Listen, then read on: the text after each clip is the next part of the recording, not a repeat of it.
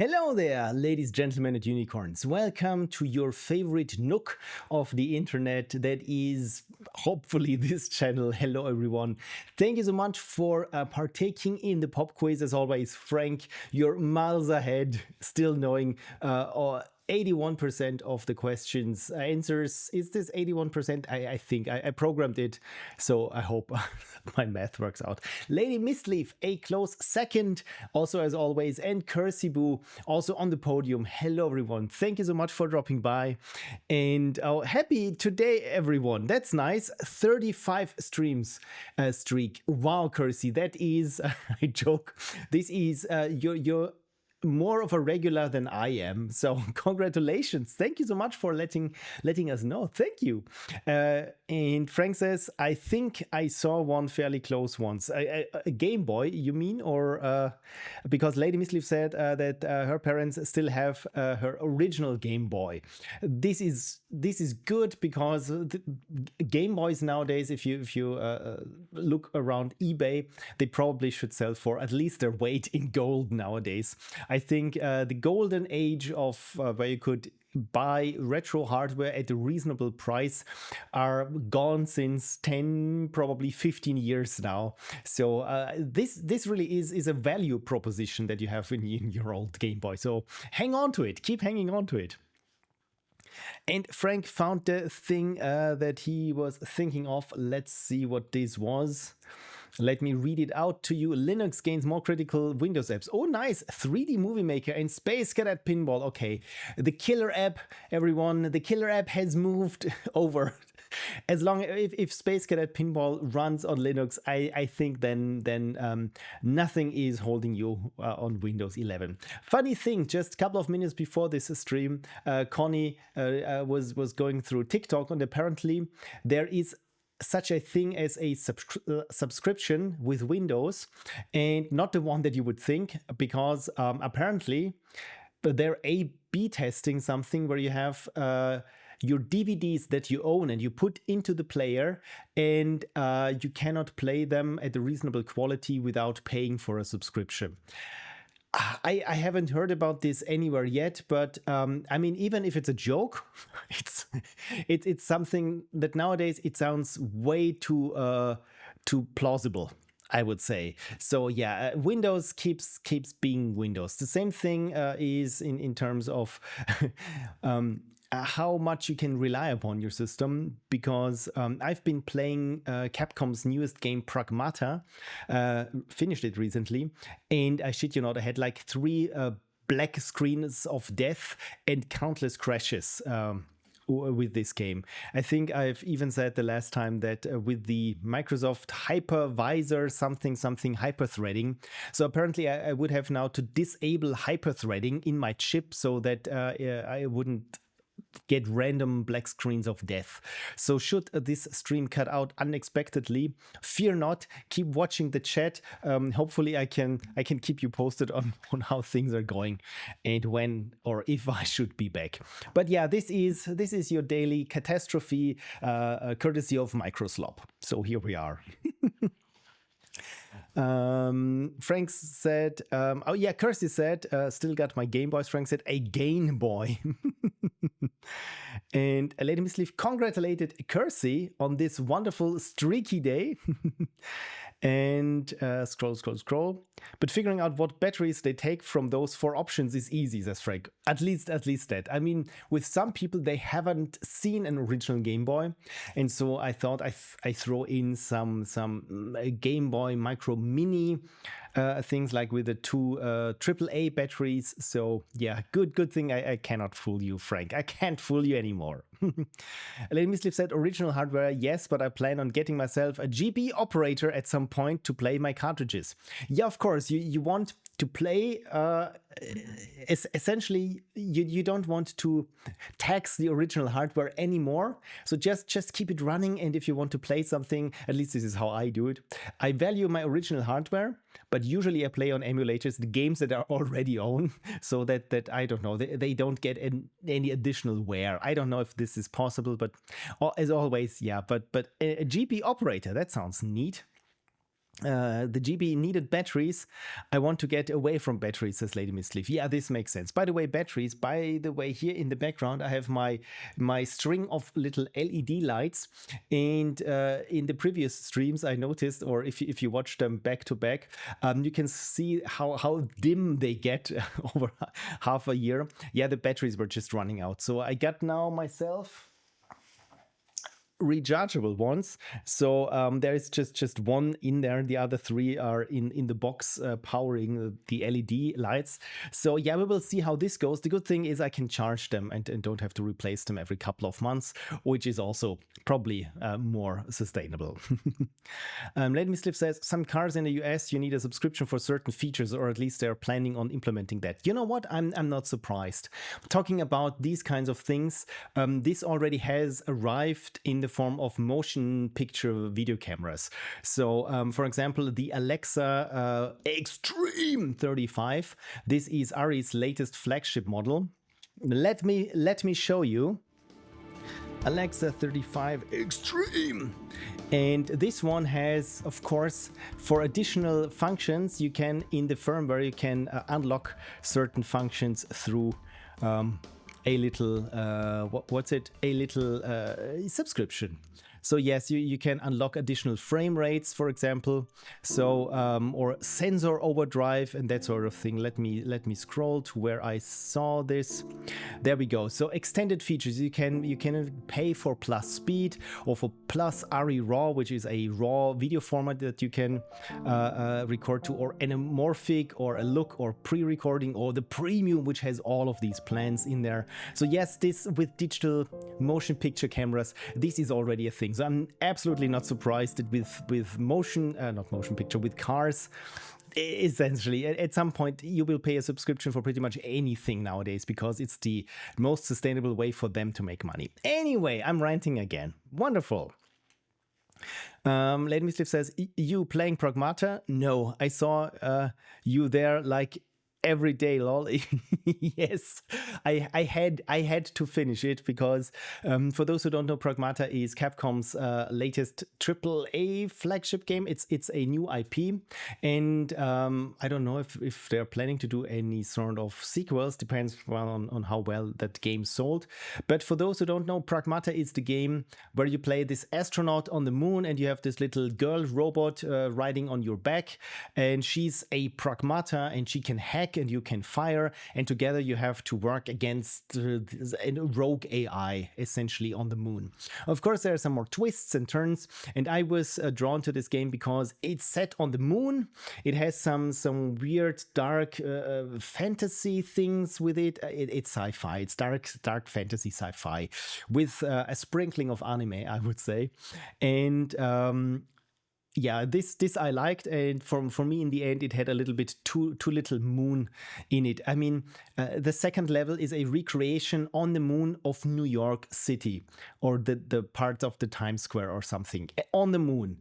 Yes, and at this point I thought, you know what, if you want to set your game in New York, why don't you just do it? Why does it have to be on the anyway? So I finished it, and I'm glad that I did on casual difficulty, which was the only way for me to finish this game. So yeah, I expected a little bit more from it, but sometimes I'm drawn to these AAA graphics because I got the graphics card to pull it off. So now and then it should break a sweat when I'm not doing some rendering or so, just from gaming. And the amount of detail in AAA games nowadays, it's staggering. It's like, especially with Japanese games, they love their technology. Everything looks like a Baroque NASA punk thing going on. So if you haven't seen it, Pragmata, just look at some screenshots. I mean, I got screenshots. I took like 1,000 screenshots throughout the game. So yeah, this is how much I enjoy the visuals. Frank says it's from the late 80s or early 90s, so consumer electronics will still run at 5 volts. That is the thing. See, Frank, even if you don't know the precise answer to something, you have this vast knowledge of technology and electronics, so that you can just infer from the surroundings how it goes. And Frank also said, and that's also before modern power regulated chips that made all of that irrelevant. See, I didn't know this. Thank you so much for sharing this. Lady Misleaf said, my graphics card software decided to update yesterday right before I was about to hop into a game and crashed. Oh, beautiful. Needed to restart the computer and reinstall the drivers and software, oh god, in order to get back to normal. Thankfully, the game we were about to play was a violent one, 7 days to die. I was able to rid myself of auto-update rage. Oh good, at least the game was more or less therapeutic in that way. Fun fact, I also have a screenshot where I died in Pragmata, and the reason for this was Adobe Acrobat updated and put its splash screen that, hey, you know what? There are new AI features and your plan doesn't include them. You're missing out, buddy. This smack dab in the middle while I was playing. I think the reason for this was I wasn't playing in full screen, but I was playing in borderless window full screen, which essentially means any software that thinks, you know what, I'm more important than whatever you're doing on your computer. And this, of course, with Adobe, we all know where this is going. So I thought at this point it's already comedic. It's like a caricature of itself that in the middle you're playing a game and in the middle Adobe jumps in and says, "You're not paying for AI," and we think you should. Yeah, at a loss of words. And sorry if Lady Misleaf linked this before. Let's show everyone, because this is such a neat thing. The GB operator from Epilogue. And this is so nice because it says here, play and manage Game Boy cartridges on your computer. So essentially you can more or less like flash the cartridges or read the flash memory of these cartridges, which is, I would say, completely, utterly legal, even from the shady business practices of a Nintendo, because it says here you can back up your saves, which is very cool because you don't know how long these little, 2033 batteries run. And the cool thing about this is the Game Boy camera. Yes, you can stream with the original Game Boy camera, because this was usually the problem that I do have a Game Boy and Game Boy camera, and the thing is the Game Boy camera stores the photos, it's like 10-20 photos at maximum in its own flash memory, and you cannot get it out any easily. I mean, you also have to have some sort of adapters, and I think with everything else you get, this like $60 is probably the cheapest way to get this. So I also, when I saw this, I also was toying with the idea for this of getting this just because I can do some Game Boy camera live streaming.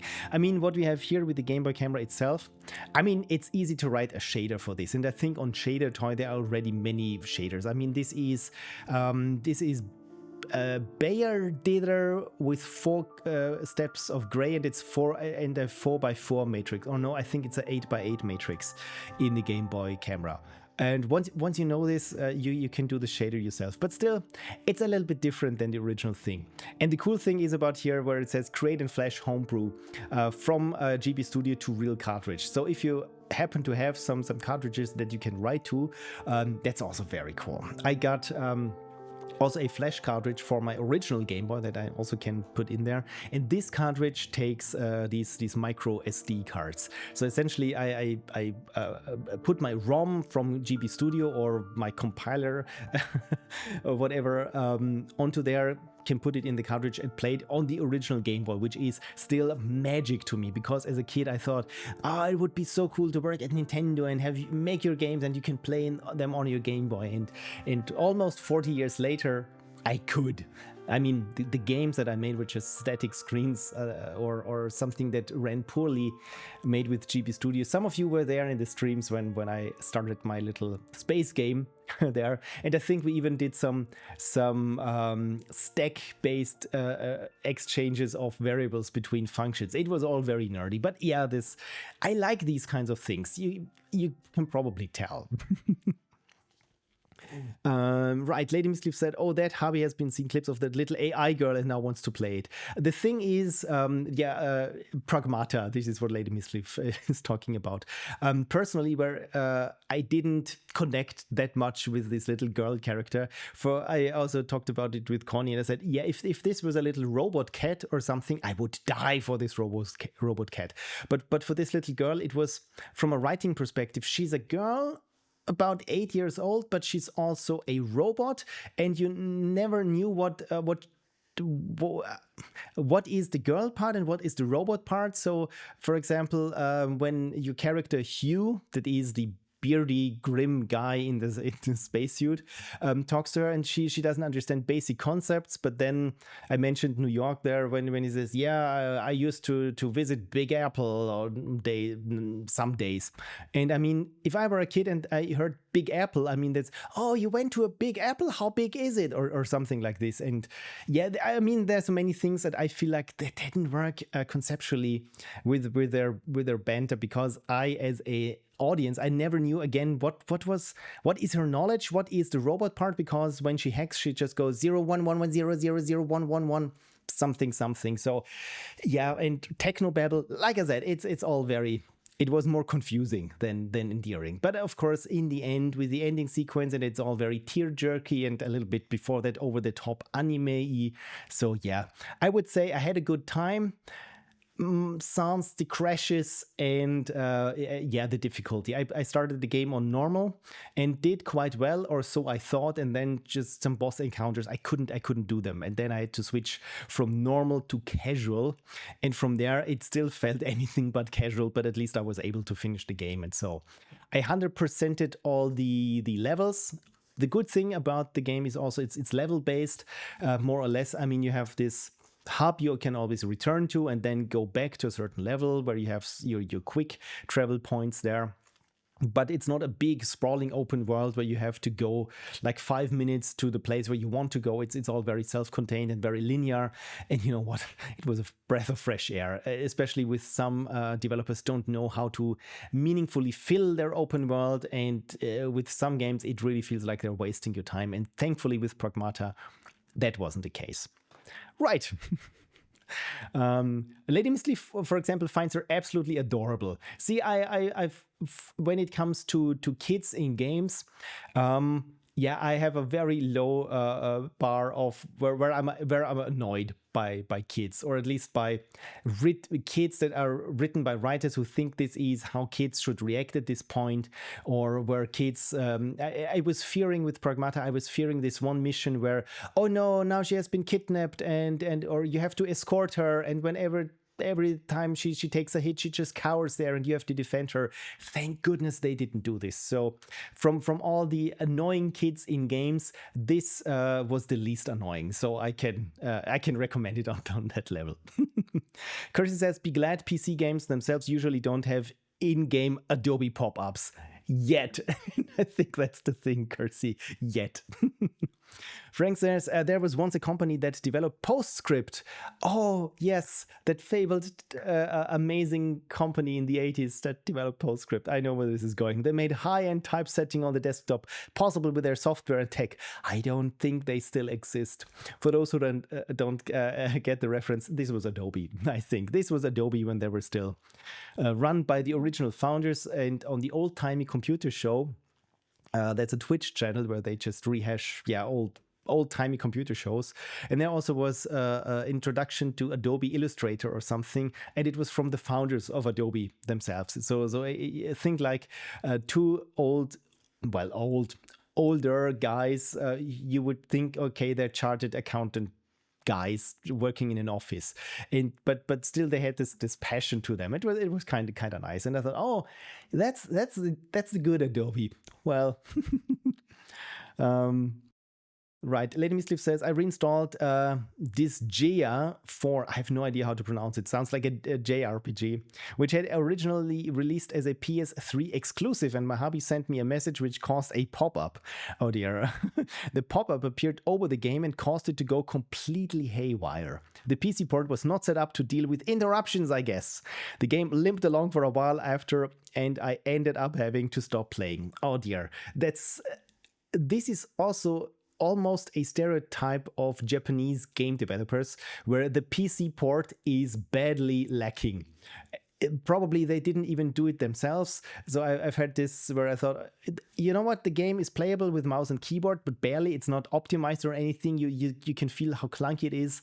In menus, you still can't use your mouse because it expects controller input, so you have to use your WASD keys to navigate menus. And with some of these games, it's like Even when you're playing on PC, on a keyboard, it says press triangle to continue because the button prompts haven't been updated from the PlayStation version. At least these times are over, but I also feel that with Pragmata, because it was so crashy, like I said, it crashed on me through the entire campaign, which was like, I think it took me 18, 20 hours, and it crashed like 20 times around that. So you can have a guess, and of course you cannot freely save there. So once I finished a boss fight, I was just please let me return to the shelter. Please just go anywhere where there's another way to save the game. And then you round the corner, it tries to load an asset that for some reason requires hyperthreading and crash. So yeah, I had to redo some boss fights. The good thing is I grew a little bit better at the game. So there's that. Lady Mislip said, I love kids in games, don't particularly like them in real life. I can totally relate to that. But like I said, with many kids in games, I feel like, at least from my perspective, it feels like some writers went out of their way to write kids very annoyingly or very unrealistically. Because the other thing is... either way, this is a 10-year-old kid, but it's written like it's a toddler without a brain or something, where you constantly have to babysit it literally. Or the other thing is with some anime, it's like, this is a 8-year-old kid, but essentially it behaves like an adult and like a 1,000-year-old adult. And probably when you look at the lore of this entire thing, it probably is a 1,000-year-old adult or something. Again, I feel like it doesn't. Like I said, for all the kids in games, Pragmata is so far the best, I would say. Like I said, you never have to rescue her, you never have to protect her or something, and she never turns on you or anything. So it's, like I said, it's on that level, I give it a thumbs up. Lady Mislif said, what makes you think it's a Japanese game? The publisher is called Nippon Ichi Software, translates to Japan One. So who would have guessed? I think the thing is why I thought it's a Japanese game is Disgaea sounds very Japanesey, and it's part 4. So this is a series I've never heard of. It has already 3 installments, and this is the 4th. So my guess is Japan exclusive JRPG, probably on an older PlayStation. Kirsty says, Ash Ketchum from Pokemon is supposed to be like 10. Oh, really? Oh, wow. Yeah, that's... I feel like, especially with Pokemon, they just adjust things how they need it on a per episode or a per game basis. Disgaea. Okay, Disgaea. And while the automated unicorn beat my high score. Thank you, Automated Unicorn. My high score has been long voided, I think, or surpassed since my old days. So yeah, go ahead, Automated Unicorn, enjoy. Lady Misleaf says to Kersey, there are theories that Ash is in a coma and imagining all this, his coma dream, because he never seems to age. You know what? From all the Pokemon lore deep dive 3-hour videos on YouTube, you know what? This seems to make sense. I'm on coma with you on that one. Right. So what is on the table today? I want to show you a game that I thought was kind of interesting from the screenshots. And full disclosure, I got this one for free because the developer wrote a very nice email to me and said, hey, here's a key. It's not yet on Steam, but there's a demo, and hey, maybe you just want to check it out. It's a one-person solo game, and it looks so delightfully retro and minimalist in a sense. So I thought, you know what, I can play it on Steam. I said on Steam. In my head, I went on stream. Don't say it wrong. I said it just wrong. So this is what happened. So I want to play it on stream. And yeah, maybe again, if it's interesting to any of you, please check it out. So the game is called Astra Vortex. Let me switch over. That's not Astra Vortex. That's the GB operator. This is Astra Vortex. And the developer says that it's where do we have it? A mysterious planet that demands strategic resource management.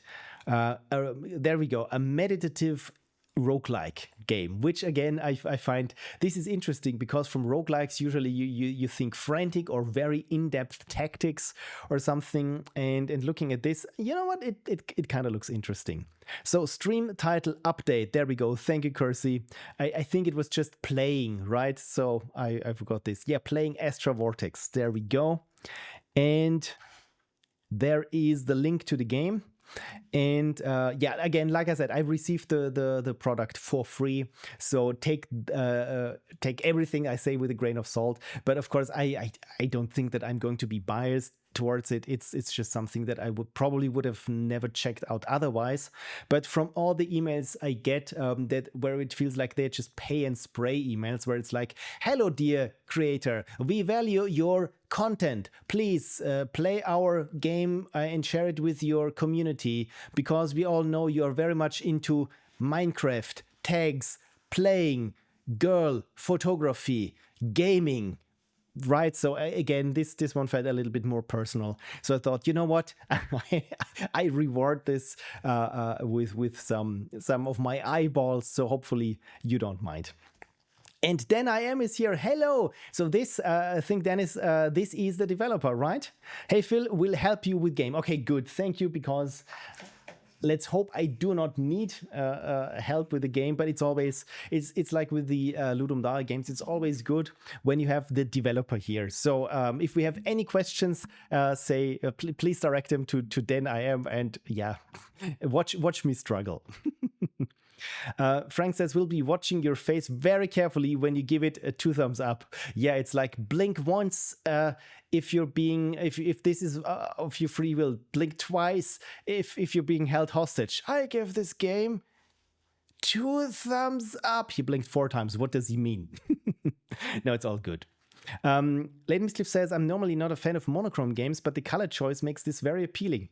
It's so peaceful, right? I never thought that a game that is more or less all purple, from what I've seen, could work. And again, it reminds me of, okay, this, I'm dating myself, of, what was it? Unix Solaris or Unix IRIX workstations.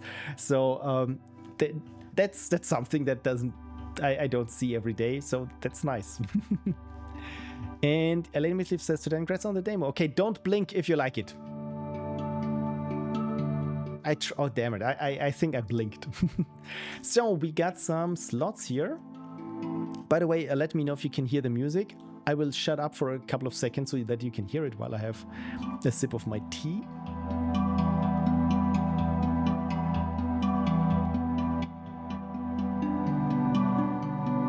Yeah, the stars effect, because it's not just a star field, it feels like it has something revolving, something going on there. This is very nice. And also there's a black hole, because, of course. Okay, you can press escape in main menu and watch the stars. Oh, really? Oh, that's nice. Okay, so this is screensaver mode then. Okay, cool to know. Thank you. The now playing text also still mentions music. Make sure there's only one playing. Thank you for letting me know, because this is, there we go. Now we should only have the game. Thank you, Frank, for catching this. In the VOD, I will edit the music, my music playing in the background out, so you only, of course, have the game's music, because, of course, this makes more sense than to have my music on top of it. Okay, so let's play. Let's go on an adventure. And let's see here. Quick save is available anywhere in the game. Reduced fuel consumption for the ship. Reduced enemy health. Increased mission rewards. You know what? I think I'll be starting as always with medium, then curse a lot, and then switch back to easy. By the way, with Pragmata, once I had finished the game on casual, it told me, yeah, now you've unlocked lunatic mode. Are you strong enough? Do you dare? And I thought, yeah, never. Also here with the impossible mode, I think this is for people who enjoy torturing themselves or for testing, because you as a developer probably already know everything about the game, and otherwise it would be too easy. So let's play on medium and see how this goes. Welcome to the planetoid, Captain. Heron Vex, assigned as your docking pilot until first berthing. Standard vessel systems check required before proceeding. Rotate ship port, then starboard. Smooth inputs. Let's determine if your transponders glitching or fully offline. Okay, press A and D. Oh, okay, so it's... I like this, that I have the progress bars to see how far along the tutorial I'm in. Okay, so this looks very, very straightforward. Comms, check. Good. All right, let's test those engines of yours. Take her up to 30. Smooth now. No jerking. Accelerate. So up to 30. There we go. 31. Now kick in reverse thrust and brake to 0. Of course. Fumbling around like a rookie in 0G. See, that's that velocity vector on your ship's display. Point your nose at it if you want to brake properly. What is my velocity vector? It's the thing down there, this little plus sign. So I want to zoom in, but I cannot since I'm here in full screen mode. But at the very center, I think this is the velocity meter, which tells me where I am. Okay, so this is good, so that I'm not there's no weird kind of gravity effect, at least not for now. Well, at least your mains aren't failing. Now let's see if this bucket can handle boost. Okay, so I can... Oh, good, so I don't instantly crash, but slow down. Oh dear. Okay, so essentially it's asteroids. Okay, easy now. Sharp turns ahead. Don't go kissing the wall. Yeah, I already did. The wall was not very amused. Oh, I really like the particle effects on the walls, like you're kicking up dust with your thrusters. See those fuel drums? Ease in and slowly grab them. Okay, so that's not a fuel drum. Should top you up. Just don't jerk around unless you fancy lighting up the whole sector. Okay, I don't fancy that. Okay, what I need to get used to is the inertia, because it feels like much stronger than I'm used to. All right, open your ship menu, navigate to inventory, find those barrels and hit use. Just don't confuse it with the jettison button. Oh dear. Okay. All right, open your ship menu. Ah, okay, that's the menu. So let's see. Ejection button, okay. The global map, not much to look at yet. Here we go, ship's inventory. Everything, so I hit I to circle through this. What is here? Nanogear repair menu. We've got them at the station, stock up later. Now this, be very careful, ejection button. Okay, so inventory, and there is barrels are loaded, pick one and hit use, and don't mix up the buttons unless you fancy a barrel hunt across the whole damn cave. I don't. Okay, barrels loaded and press U. Okay, there, tanks full. Close the menu and move along. Cave ain't gonna fly itself. Preset N. Okay, so that's probably something I have to get used to, that when I'm flying, of course, I'm not in a menu or something, so of course I have to make sure that the ship is properly aligned. Frank says, what's the velocity vector of an unladen swallow? And Dan says, you're doing well. Oh, thank you for lying to me on my stream. That's very fancy of you. Nice of you. Whoa, that wasn't here before. These formations are part of the local ecosystem. We call them clingers. Easy now. These little ones aren't dangerous alone, but a whole crowd would get nasty. Okay, then I try to not do too badly, but still. At least there at the bottom, by the way, I think you can see my ship's health. So I would say we're at 80% or something. Okay. Okay.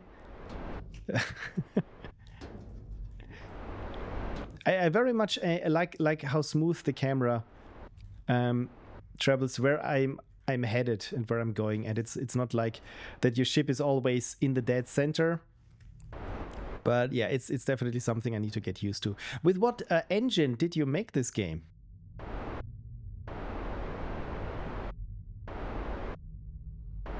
Okay, try to drift. Oh, okay. If I dare. If I dare. See, this is why I started the game here on easy. Oh, it's the game maker. This is nice. I'm also a game maker guy. Haven't done anything for a while in GameMaker, but it's one of my favorite engines because it's more or less the one I started out with, and I feel like I knew my way around it, but so much has happened. Oh dear, what's this? What is this? Oh, something good, I would assume. I really like the sound effect when you pick these things up.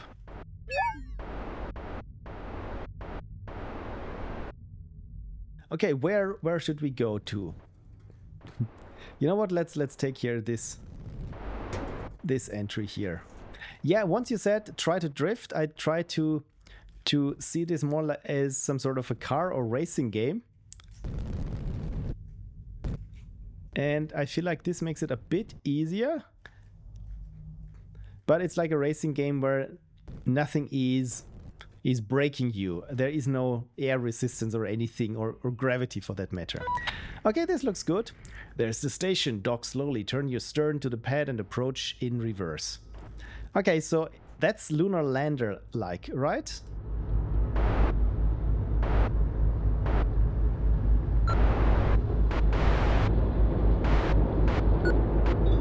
Okay, so the game is helping me. It's slightly turning me or rotating me towards. And we're docked. Welcome aboard. Now pull up the station menu. Let's get you briefed. Okay. This window shows the station's basic info. Reputation is your top priority. Higher rating means better trade deals. Also pay attention to the station's level. Okay, so what can I see here? Station Lambda A4. Oh, just like a piece of paper. That's nice. Activity reproduction level 0, population 12, balance 30. So I think this is credits. Yeah,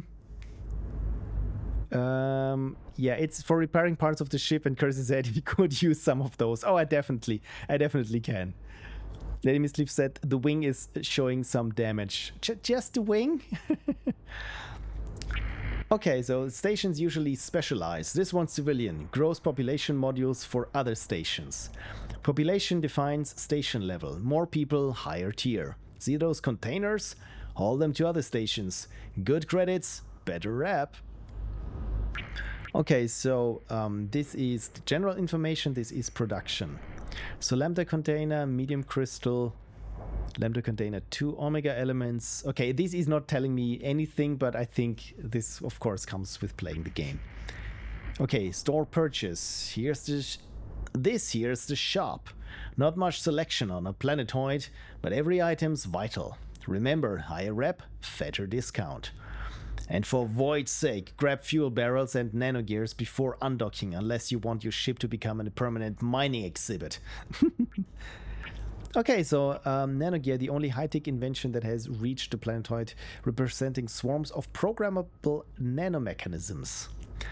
Autonomously repairing any damage. Okay, this is the important thing. Creating each new batch requires rare materials and multi-stage molecular assembly process, making nanogears a strategic resource. Okay, I can buy with J. Should I buy? Let's buy some barrel 1 or barrel... I think barrel 2 is the better deal. And I got 2,500. Well, now it's 2,325 creds. So hopefully I should be safe now. Okay, what else is here? Sales menu here. Basically everything aboard your ship. Okay, that's for trade. So this one is purchase, this one is sell. I get it. Outposts pay better for certain goods. Do your homework if you want top credit. Okay, so this feels a little bit like Elite, the BBC micro game that was also ported, of course. But where it has you fly around a procedurally generated galaxy where you can trade, but also shoot. Okay, station contacts menu. New faces, new jobs. See my contact? Hit me up when you're ready. Got some work. Okay, this is Kairon Vex, and we have here Elia Thal, a senior biotechnician on the civil station Lambda 4. Her world is the sterile labs and the incubation halls where new human lives mature in bioreactors to replenish the colonies. Okay, oh, upgrades. Ship upgrades, where your girl gets her teeth sharpened. This backward selection's weak, but deeper minds have proper shops. Pro tip, upgrade bow module first. Minimap gets smarter. Okay, fuel tank, wing damaged. Yeah, this probably I should repair the wing then. You can repair parts if upgrade. Good. Because here everything now is damaged. So, but at least it is not too expensive to repair. Oh, ship's nose. Okay, upgrade your bow module. So that's the hull. The bow is the ship's nose, right? It's the front part. Apparently I did it. Cool. Okay, service desk. First, insurance. Pricey, but total kaput without it.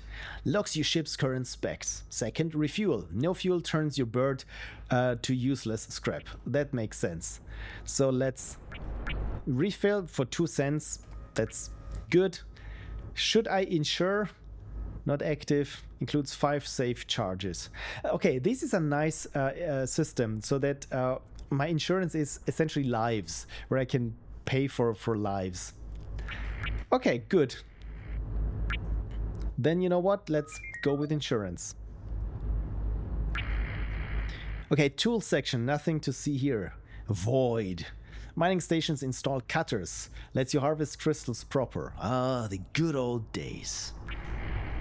And planetoid map. All sectors logged. Well, will be logged once you actually visit them. We've got special areas here. If sector is not lit up, maybe don't poke it. Okay, insurance gets you 5 charges of quick saving. Okay, this I very much like that saving. It's a bit like with a Kingdom Come, where saving is a resource in the game. That I like. Okay, the planetoid is forever bound to the supermassive black hole Phoenix A star, and due to its monstrous gravity, not monotonous, time on its surface is stretched by a factor of 18,250 for an external observer. One side is perpetually facing the fiery vortex of the accretion disk, while the other is plunged into icy darkness. The local life forms, resembling fragile crystalline structures or soft glandular fungi, lack hearing in the conventional sense and perceive the world through vibrations. Or probably I should read this like the Codex guy in Mass Effect. Loud sounds from atmospheric discharges or geological activity cause them lethal shock. The planetoid's main mystery is its core, an anomaly, a stable yet unstudied energy source that defies the laws of physics and is the subject of intense, excruciatingly slow research due to relativistic effects. I really like this backstory where the time behaves differently. So, when ready, close the menu and undock. Pre-launch checklist, repairs complete, tanks full, supplies stocked, missions active. So let's go on a mission then. Welcome to the station, Captain. Heard they sent you to help the scientists. Sounds important. Not that there's much worth studying in this dump. And can I... Oh, yeah, that's right. Okay, so I thought that this would show up. Okay, so I can select between 2 things. If even you don't know, then it's a real mystery. They didn't even bother to tell you why they picked you? We say, to be honest, I think they just grabbed the nearest pilot with experience flying inside caves. Well, you saw my experience flying inside caves, so I'm sorry. I got the emergency call and came rushing. Right, urgency then. Let me brief you on how things work on this planetoid.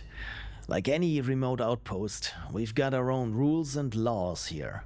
First off, the planetoid is divided into several access levels. Since it's crawling with dangerous life forms, you'll need proper prep to move between sectors. Makes sense? Second, our economy is simple. No real entertainment here, just survival. The planetoid's poor in resources, and you can't wait for shipments from other planets. You'll have to earn your keep with your own hands. Okay, so where should I start then? Got a job for you. We lost a critical container in sector A5. It's got a beacon, so tracking it won't be the problem. Need it delivered back to the station. You in? So, I think I'll refuse. Do you have any more substantial assignments? You know what? I can't risk my reputation to go down, so I say, excellent, perfect time to survey this sector. And okay, we get a mission reward, plus 100 reputation and credits. We really need credits, especially to quick save. Great, sending you the beacon codes now. Counting on you. Okay then, so I repaired, I refueled, I have my insurance active, I have a mission. I think we're good to go. So I think there is a minimap down here. So undocking N. There is a minimap down here, but I'm not sure where I need to go. Okay, see the map to understand where to go. You know what? This makes sense. So where was the map? This one was the map. Open U. Oh wow. Okay, so this really reminds me of some old games. I really like this map. So this is what we've seen now, and the other locations are completely gone. But this is A5, so probably we should somehow go to A5 then. Okay, close shift. Then how can I get there? Apparently when I just look at the mini map, and if I just go right and down, we should head to Sector 5. Evening, Venereal Disease. We're playing Astra Vortex. Again, a game I received for free from the developer, who is also here. That's Den I Am. And again, it's a one-person project, and so far I really like this sereneness of it. I haven't seen any enemies yet, because so far it's more like exploring and trying not to collide too much with the scenery, which again is something that is very, very easy for me. Oh, there's music. That's nice.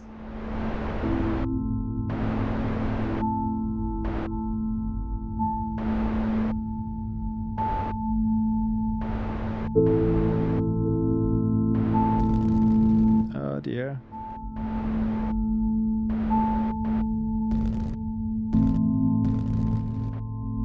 Oh no.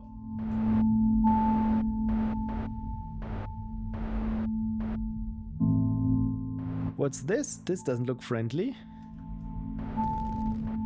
This doesn't look friendly, or is it? Yeah, better not check it out. So try use shift more often. It's easier to drift. Yeah, when I use shift, then I'm afraid that I bump into something, and I don't feel like I have the controls down just yet. So we are here in A5.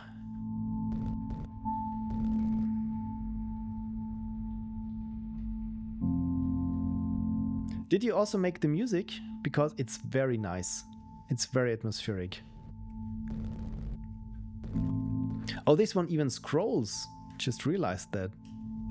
At least in the minimap I can see it scroll. So I think there is on top of the bar down here, there it says something like 700 something. I think this is our destination, or our distance to this destination, right? Okay, music was done by the musician I hired. Okay, good hire, I would say. So I'm going further away. So apparently the mission objective has to be a little bit closer in this to this direction then. No? I thought it might have been here. At least I hope that this is what I think it is.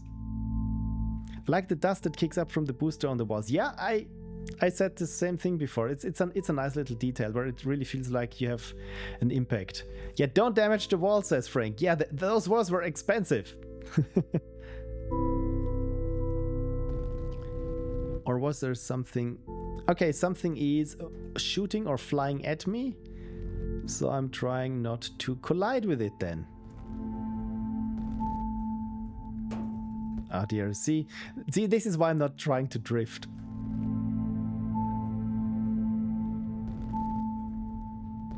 So should I head into this direction then? Again, I'm not sure if I'm going into the right direction. Dan says, more you stay in that area, more monsters spawn, just for information. Oh, good to know. Thank you for that, because yeah, I'm apparently I'll be staying a little bit longer here. So, and of course I cannot shoot back just yet then. Okay, so this is one of the monsters. So let me just quickly see that I can. Is this also a monster? Yes. Okay. This bad. This bad. This also bad.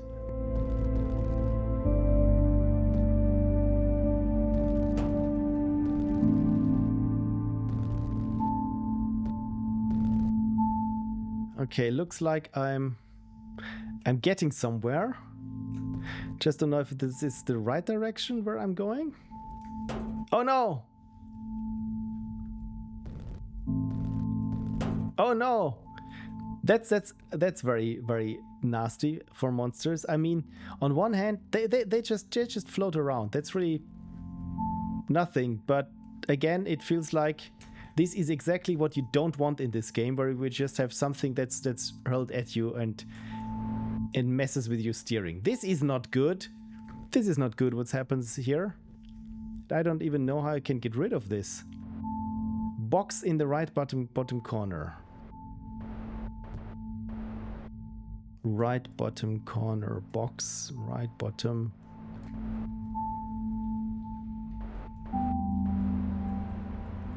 Oh no.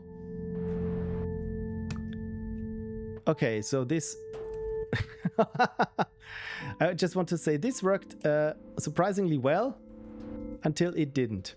So I think where I'll be going here is towards Suicide Gulch. But I really like how this is messing then with your... I probably shouldn't have opened up the map when I was... How this is messing with your steering.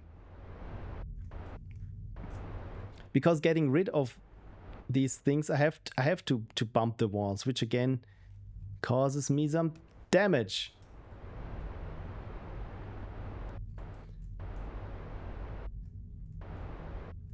Okay, I really have to pay more attention to the user interface, right? That I have. So I've still selected the map. I don't think that I'm going to survive this. So this is why I'm just trying to explore here a little. But yeah, what I also like is because my wing is damaged, badly damaged, that of course the steering is different. So it pushes me into certain directions. Oh no. Okay, so I really see what you mean with the longer you stay, the more monsters spawn. And damn it. So apparently somewhere around here, this is the box there on the left, right? Where it says like 600, I'm 600 something clicks away from something. So is it here somewhere? 450, 430? Oh, so it must be this one here then? No? 300? Cold, warm? Below there's an area. Oh, okay, now I get it. Ah, okay. So this was my entire return here was completely pointless then. I probably should repair myself. Oh god, this is really causing me troubles, but maybe I can just bump the walls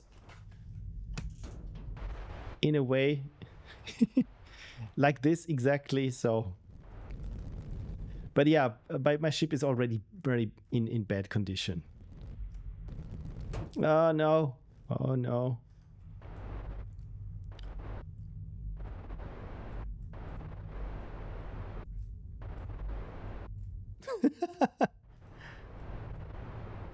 It's as if I intended to get hit.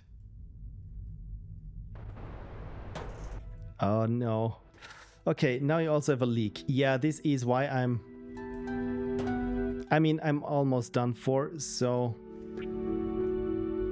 open the inventory. Oh, damn it. You managed to wreck the ship after all. Thank the stars your insurance was active. Open your ship menu and select the ejection option. We'll pick you up soon and issue a new ship. Unfortunately, the policy will be voided, so you'll have to buy a new one. Oh no! So this was the 1,000 credits that I spent. Okay, how do I do this? J, was it J? No, U. I, nano gear, cancel item use. Nano gear, no, cancel item use. Cancel. Ejecting, your ship will be lost. And yes, no, that was not yes. This is yes. Hey, I got an achievement for this. Experience the loss of your first ship.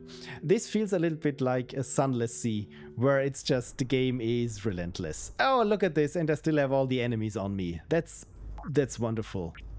Can I, when I repair them, can I get rid of them? Can I afford another no, I cannot. Can I refill my fuel tanks? Probably this should be fine. Okay, I found a bug. Yay, welcome to a Pixel Prophecy stream. Okay, good to know that this is a bug. I just thought this is the game just yeah, on normal difficulty, all the enemies that you collected, you know what, they stay with you. So I mean, let's try this. Let's try open station menu. No, undocking was N. Oh god, wow, I really cannot steer now. Wow, okay, this is not easy. See, this is what happens when I'm not touching the controls. They just keep turning me into all different directions. And okay, can I do something about them? I don't think I can squash them anymore even. Okay, at least, okay, I could squash one and the other. Okay. How about you? No? Captain, you launched without insurance. No one's handing out free ships. Strongly recommend you return. Yeah, I can't afford this. I cannot afford this. Let's see if I can. Okay, good.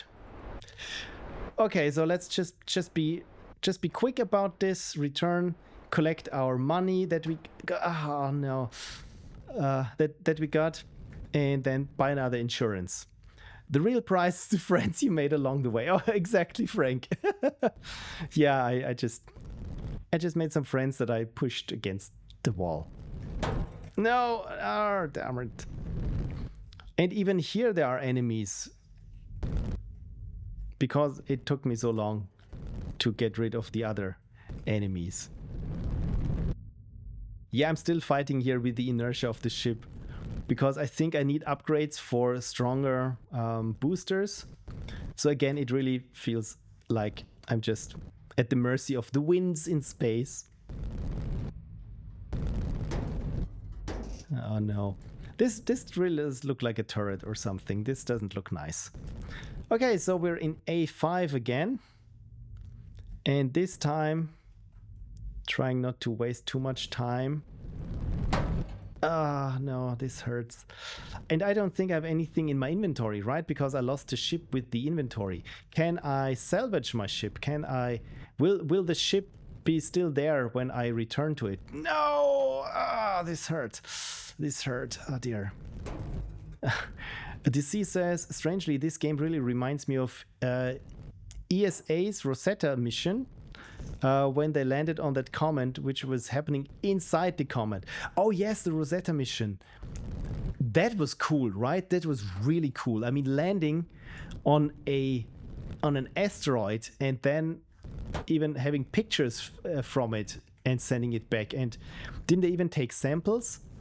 It's just amazing what's possible. I'm so bad at this. I'm really sorry.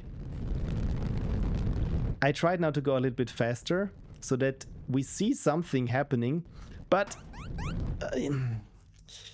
yeah, probably shouldn't go faster because we see what happens.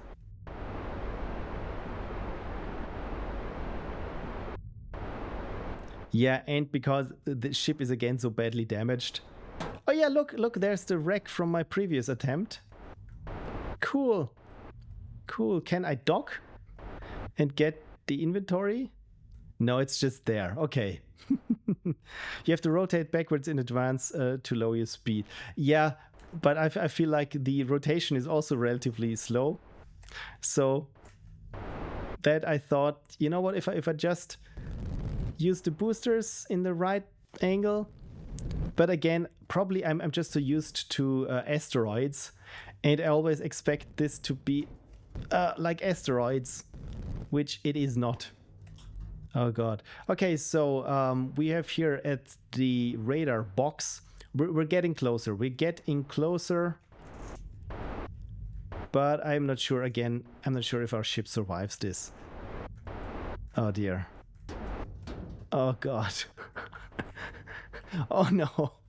Oh no, we're done for. We're done for. I don't think I can get back to this. Oh, and I think I don't even think that this was the right cavern.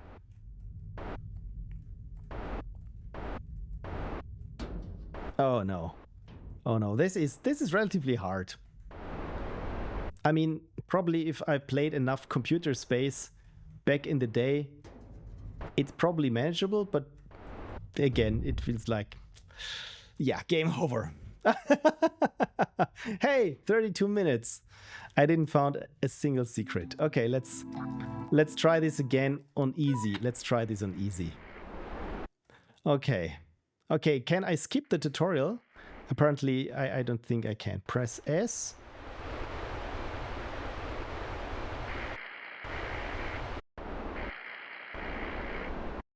Okay, shift. There we go, slow down.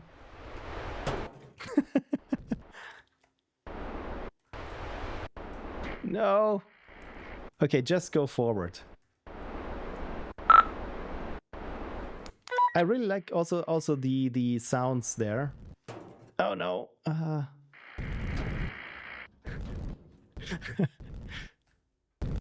Of the radio, these little bleeps.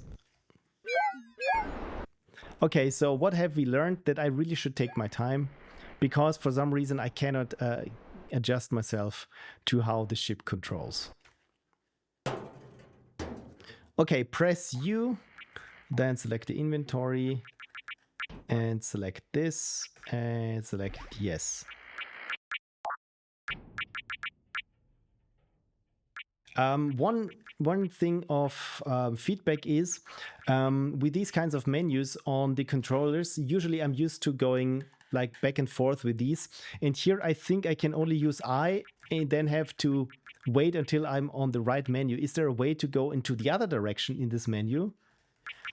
Because I can only skip to the next thing, and especially when I'm just drifting here in space, I can only think of that I'm probably, when I'm frantically trying to select something here in my inventory, and then I have to go through like this, and probably I overshoot, and then I have to do this again. So this would be my feedback, is just to have an option to also step back on the inventory item.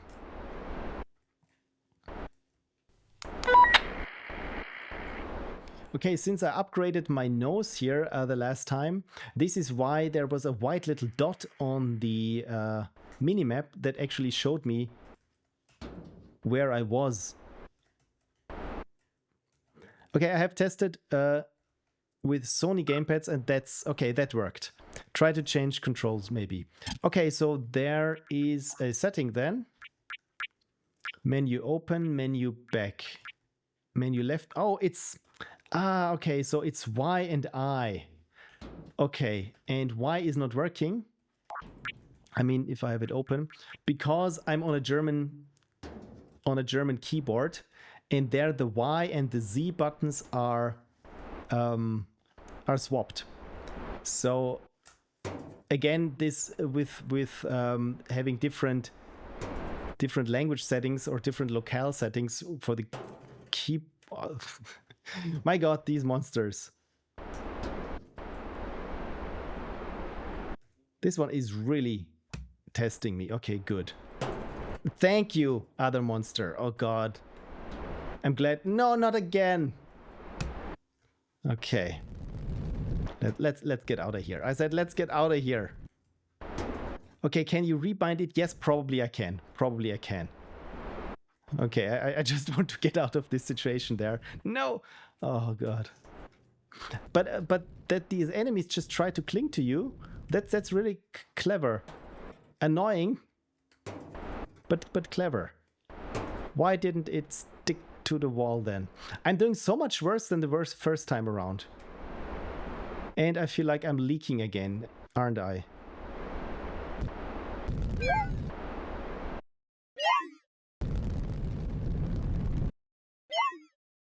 Okay then, so let's try this. So I'm here and I'm going to use this. No, can I cancel item use? Okay, remember it's a meditative game. Yeah, I think this is... I shouldn't try to go too fast then.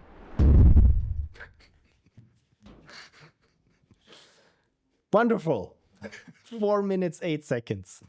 Okay, let's try this again. And rebind it here. So going left and right, and see here with me, it's the... Okay, this makes sense because I didn't think that the adventure... Yeah, let's go with easy again. That it was mentioned in the inventory. So let's just get here through the inventory. Oh god, probably should not skip because it's occupying some space there on the screen, and I need to get... I want to see what happens under this guy. Oh no! Oh no!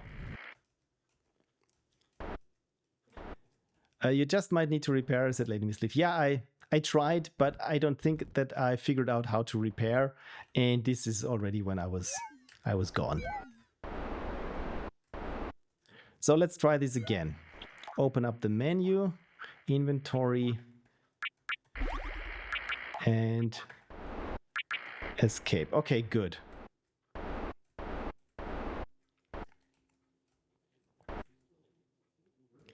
Refueled.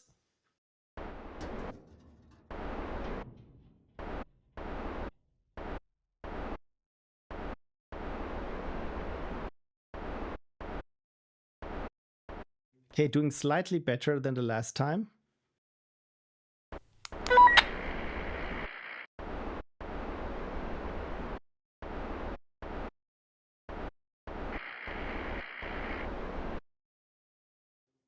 And we have enemies again. But this time I'm way too clever for them. And by clever I mean I'm just lucky that I'm already there on the other side. Oh no, there's one emerging. Oh no. I like that first it's this little pixel there where it can, if you're fast enough, I feel like you can make your way around them. Or is it just because I passed them? For it was so easy to fly after 1 year of development. Yeah, I get it. That I did not think that may cause problems. Yeah, that's the hardest part with games is you as a developer, you have played this game more than anyone on Earth. And this is why many games, especially of the 90s, are just so super hard because the developers themselves thought, you know what, this is not challenge anymore. And then you get games like Rayman or something that are just way too hard. But again, you see, I'm doing a little bit better this time.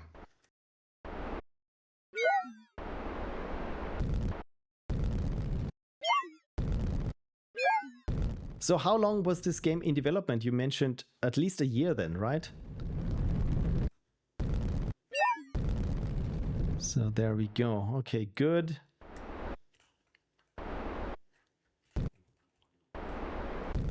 Oh no, no, no, no.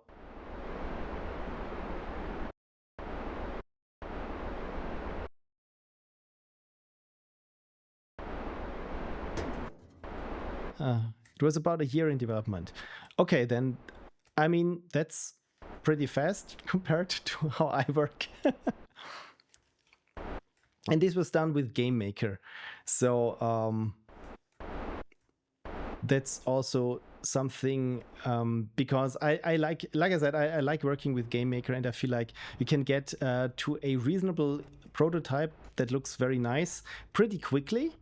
But if you don't structure your code nicely or something, you run into problems much later on.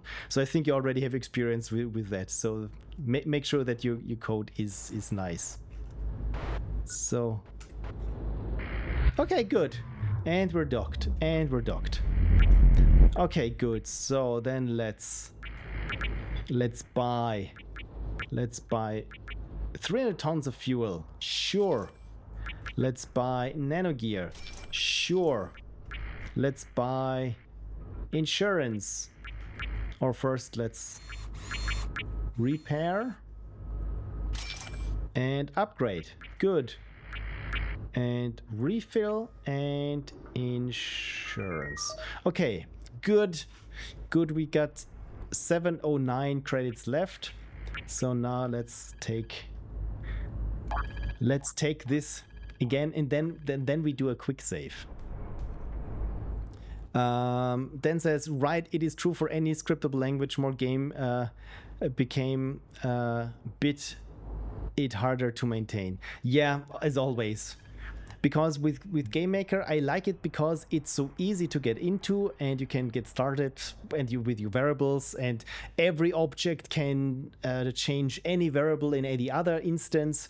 And at first, this makes it much easier than when you have like scoping. And the longer you work on it, and especially this becomes a nightmare to debug if you don't set any guardrails in for yourself, where you can say, okay, this is a value that is never changed from elsewhere but inside this instance, for example. So the ease of use makes it sometimes a little bit harder in the long run.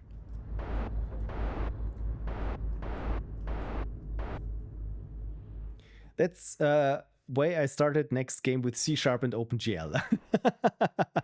I totally get it.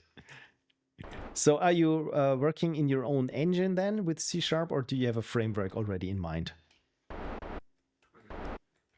And what is your next game going to be about?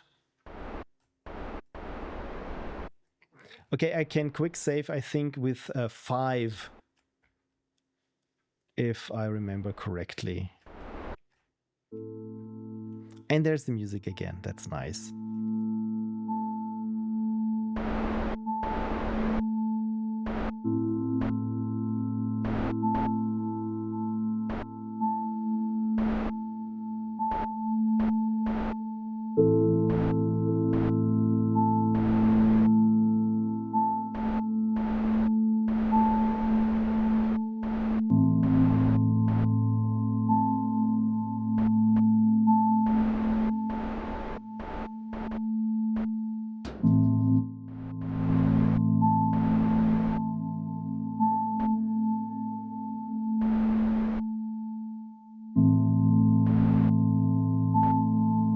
Okay, good. We've made it here. So I hit F5 and there it said adventure progress saved. And then let's see how close we can get to where we want to go this time. So for now I'm just drifting slightly, but still just drifting.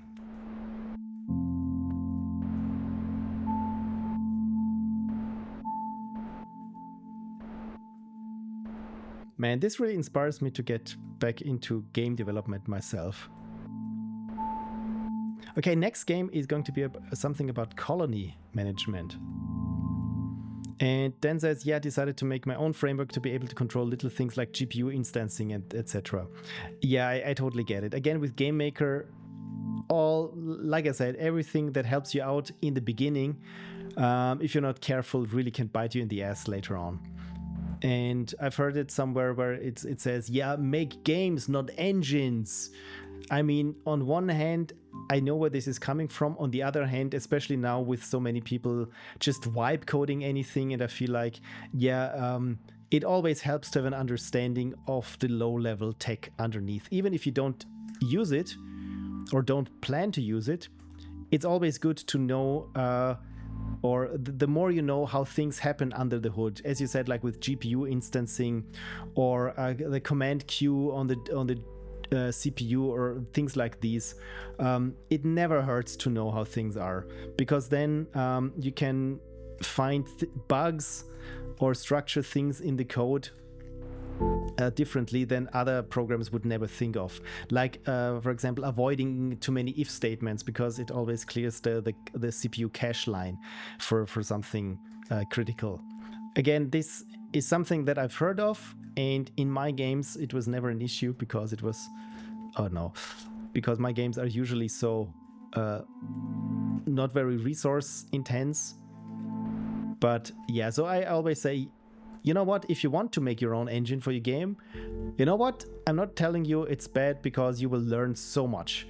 The only thing is, make sure that you focus on that in the end there's a game that comes of it. And so you want to focus on things that help you make the game, and not do things that you think maybe will be of use someday, and then you write a super complex UI system and your game is just I don't know, a first person shooter or something that doesn't really need a complex UI, for example. But yeah, this is, oh god, I'm getting pummeled here. That's so hard.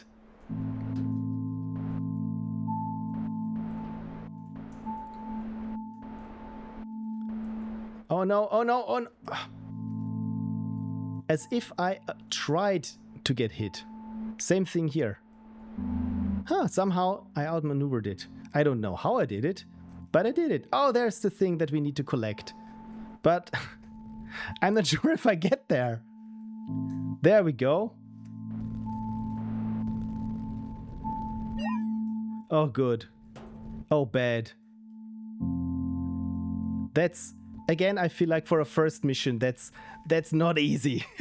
That's very hard.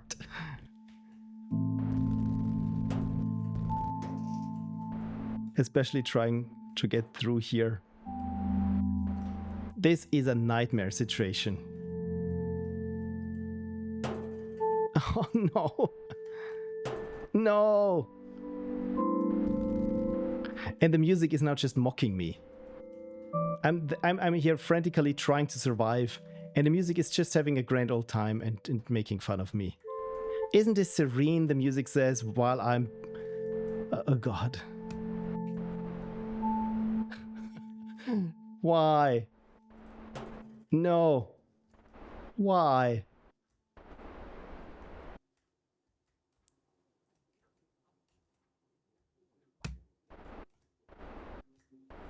Oh no.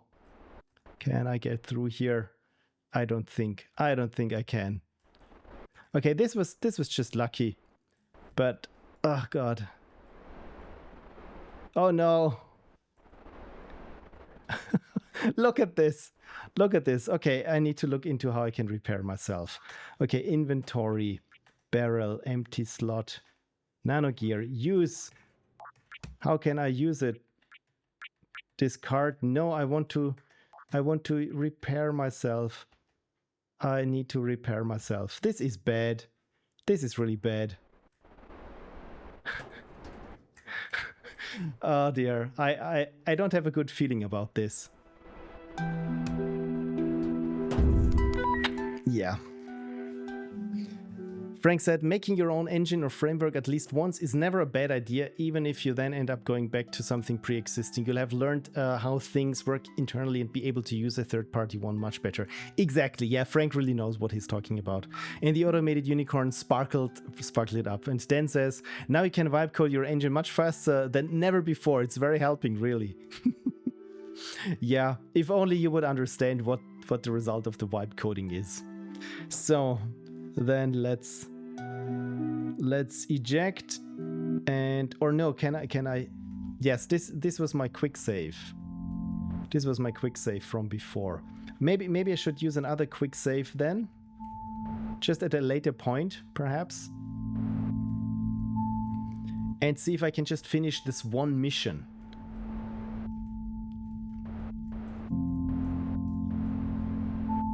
because really I have to say, at least for me, it's not really meditative. It's much more frustrating because, like I said, the physics that I'm so used to from asteroids, because this one feels slightly that I have less grip, that the engines don't have as much as velocity as I'm used to.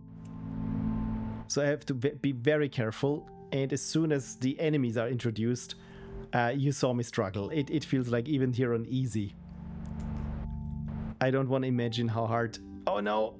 How hard this game actually gets in later missions. TC says, I wonder how possible an entirely vibe-coded engine is. Probably depends on the prompt engineer, quote marks. I think someone mentioned that they vibe-coded SQL implementation that was 100% functional. And then, of course, they did some testing and it ran like 1,000,000 times slower or some other weird immense number than the actual human authored and human optimized thing. Because also someone said, yeah, the vibe coding AI, on what is it trained on? Well, many open source projects, and especially people starting out and just put any sort of code on GitHub, you know the quality of their code. I know the quality of my code, especially of my first projects that I put out there and said, maybe this is going to help someone. It won't help anyone. Just I released my one tool, the Scully text editor, under the Facepalm license. So you're free to modify it and make it better. The only thing is, please make sure that you do not facepalm yourself into a concussion. So should I, you know what, I just saved again here, and let's hope that this wasn't a bad idea. So I'm trying now here with save scamming, not scamming, save scamming. Well, maybe it's a little bit scammy what I'm doing here. I'm just trying to get to the objective thing much faster without dying this time.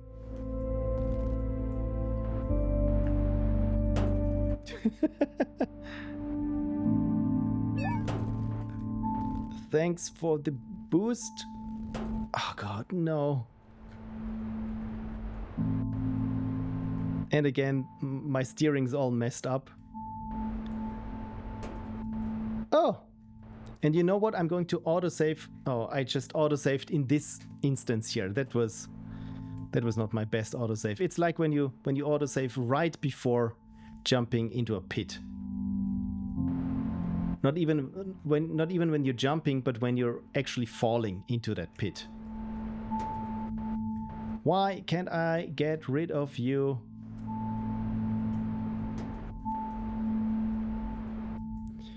Well, I guess I have a passenger then.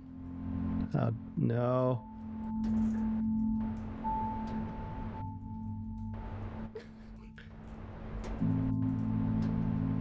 Is it costing me health when I have this enemy stuck to me? Or is it just that my steering is all messed up? Okay, just need to... The enemies in this case didn't hit me because they didn't expect me be this bad at steering. Okay, I do another quick save now.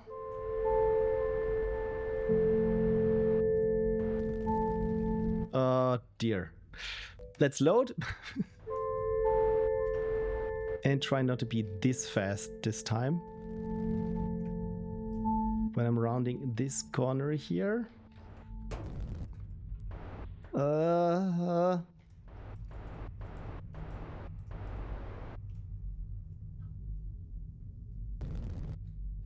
Okay.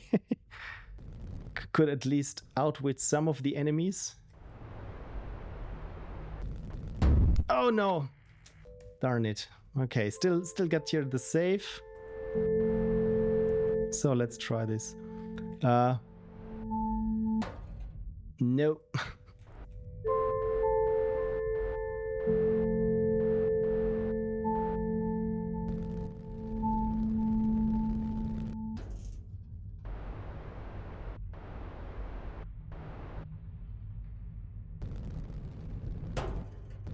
Oh god. Ah, that's not good.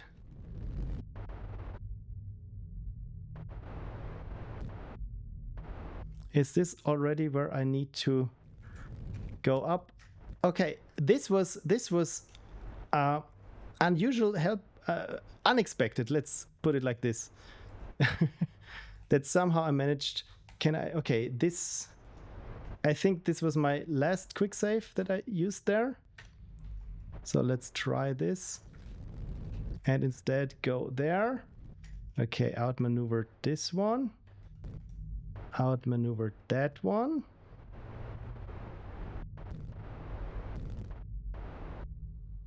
Oh god, this is I'm sweating. I'm sweating. Oh no, oh no, oh no, oh no, oh no, oh no, oh no. Okay. Let's see if I can somehow make it back up to A4. Again, I'm using here, I think this was error, insufficient insurance charges. Okay, so trying to get back to the platform without dying, and I'm very, very close to that. Oh dear. Oh dear.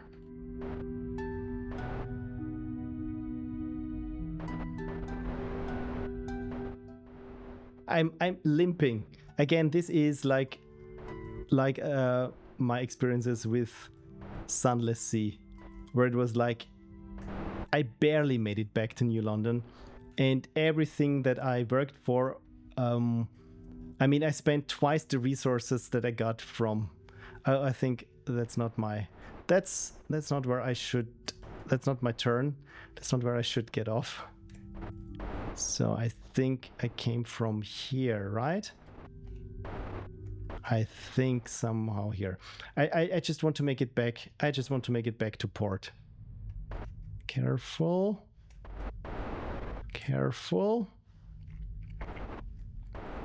God, how long is this? Yeah, to me this is anything but meditative. But the music is nice. Okay, there's the platform. There is the platform. Just don't be stupid. Don't be stupid. Okay.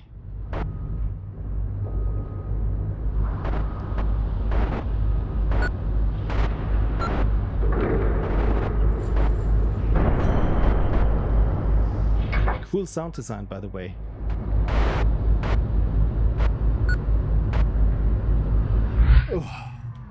Okay, my little wreck has landed. Thank you, Kersey, for reminding me to have some water. And Dan says, no, you just make it step by step, make test scene for cube rendering, then GPU instancing cube and so on. Yeah, I think with any time, I mean, with vibe coding in a sense can work when you understand what's it trying to help you out with, but still take care that you understand the entire structure of your code. The worst that I've seen is when you take some code that you don't understand, you just plop it in there and it works and you say, yeah, I'm never going to touch this again. Do this 3 times and you're done for. Dan says, I've completed the game in 3 hours in chilling mode. First mission is about 5 minutes. See, yeah, of course. Since, I mean, probably it would also be easier for me if I had done this for a year or so. Oh, God.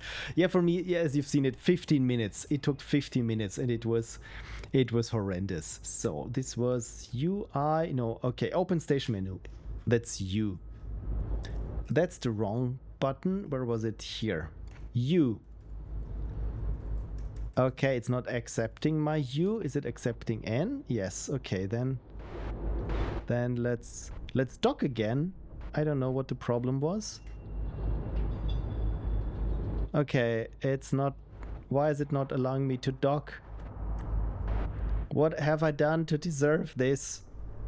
I pressed U before. Okay, so apparently I just need to get into its trigger influence sphere.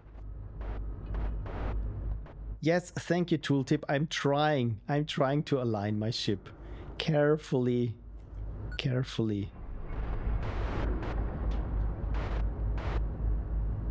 Why won't it dock? Okay, there.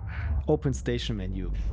The thing is, I'm pressing U and it does not open the station menu, and I'm a little bit annoyed. Okay, apparently I need to press something else.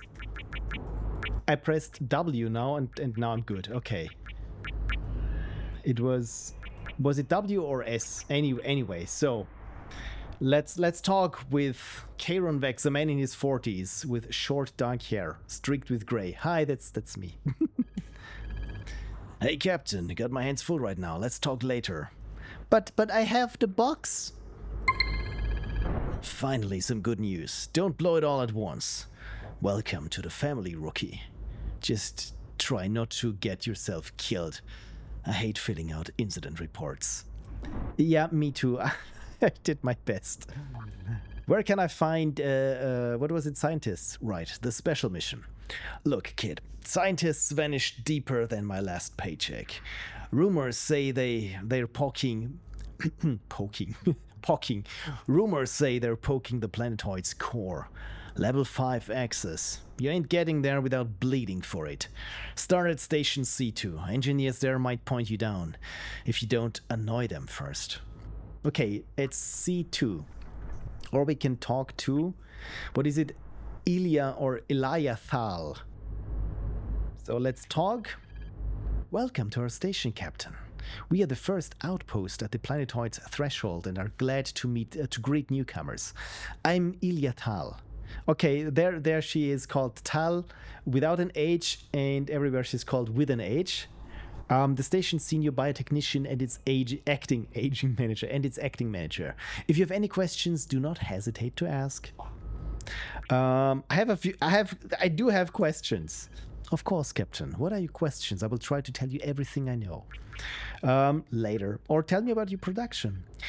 Well, I think you need to understand this, since you will be handling deliveries. Essentially, we produce embryos. At the Stargate stations, they develop and are trained for the required tasks. It is a fairly standard process, one that has long proven itself in remote systems such as ours. Ah, yes. Substantia. We discovered that its DNA contains remarkable code sequences, which we integrate into the embryos. The codes themselves are not complex, but their combinations yield incredible effects. I doubt we will be able to understand all of it in the next 500 years. Okay, so it's magic, but we can make it work for us. This never failed. Oh, I imagine that's not so interesting to you. From a practical standpoint, your standpoint, you need to know that we have 3 levels of containers. They have different contents and shelf lives. For distant stations, you will have to take the ones that live longer. Okay, this makes sense. Okay, and we could ask her different things. Can we... Okay, get my hands full right now. So our next step would be C4. But of course, before I do this... Okay, I had to hit W to enter the station's UI. Sorry for getting a little bit annoyed before. So, first, let's repair everything. Okay, good. At least this wasn't too expensive. Then we got our insurance upgraded and we got our refill. Okay, this is actually good. This is good. You know what? I just wonder, does this save? No, the game does not save with every station, right? So I have to use a quick save for this.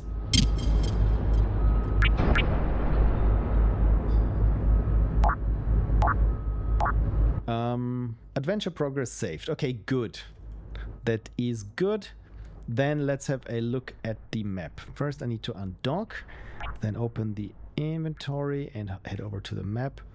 And it was C4, right? So this means we have to make a way through here. Okay. And I'm already flying. I will just try. Okay, only manual saving. Okay, good to know. Because I thought maybe on easy or something the game would save at least with every station. Yeah, frankly, for me, it's a bit too hard, I fear. I mean, I said the same thing about Pragmata and then switched to casual mode and barely managed. But again, I think maybe it becomes easier if I can upgrade my thrusters or something. Because, yeah, like you said, you're probably very used to the physics and everything. For me, I mean, I'm getting better at it, as you can see there, but with every turn, I feel like, yeah, my velocity is somehow wrong, or I'm drifting where I shouldn't be drifting towards. But you know what? I'm getting better. I'm slowly, slightly getting better. Of course, I could have guessed that if I switch over sectors, that maybe it would be better to do this slowly and to avoid exactly what was happening now here.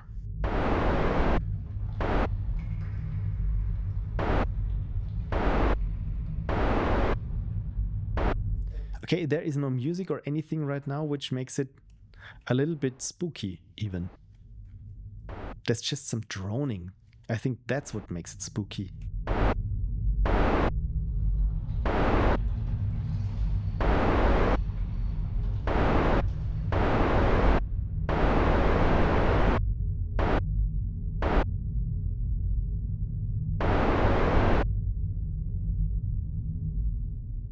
I didn't get a quest. I just thought I need to head to C4 and there will be my next quests then.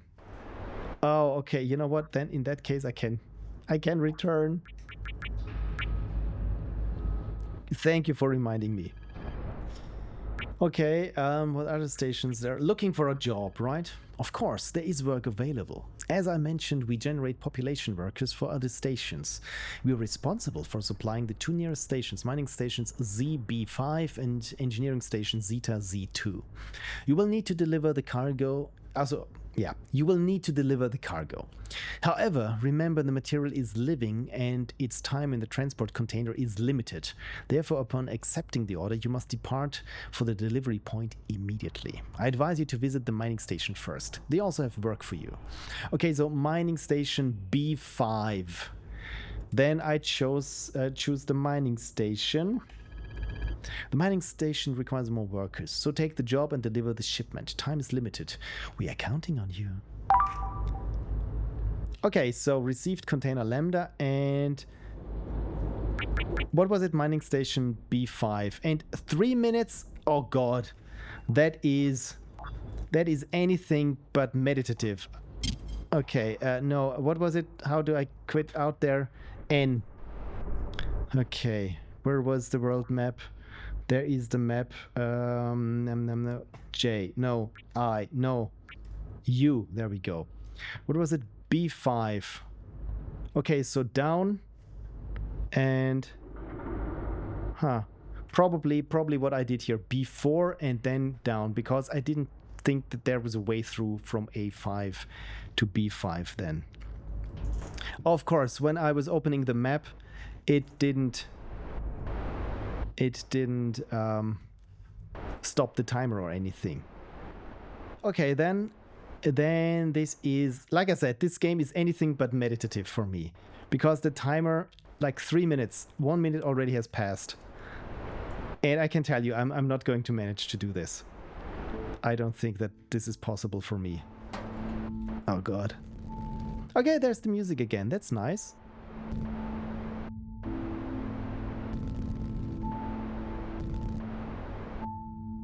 Oh no.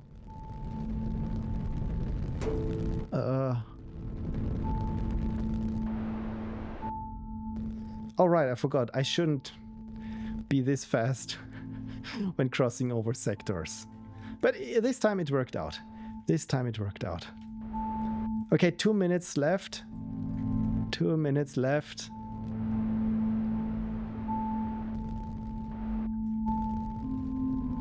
Oh no, oh no. This was bad. Oh, apparently, no! I think I lost cargo in the crash. Oh no, oh no. Come on, barrel.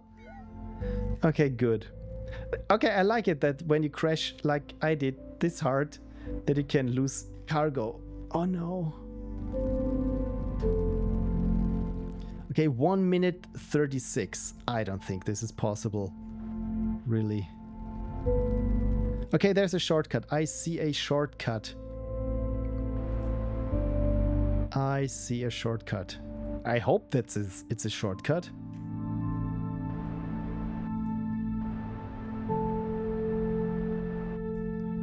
Oh no, oh no.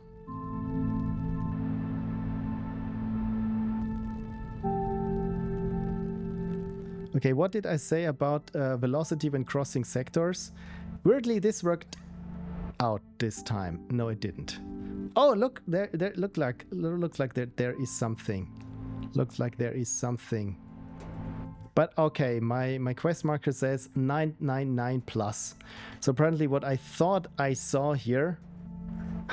What am I doing? Ah, okay, so this is just some sort of exhaust for something. Which means when I go down there, which at some point I probably can try, I have to be very fast so that I stay between those asteroid bricks.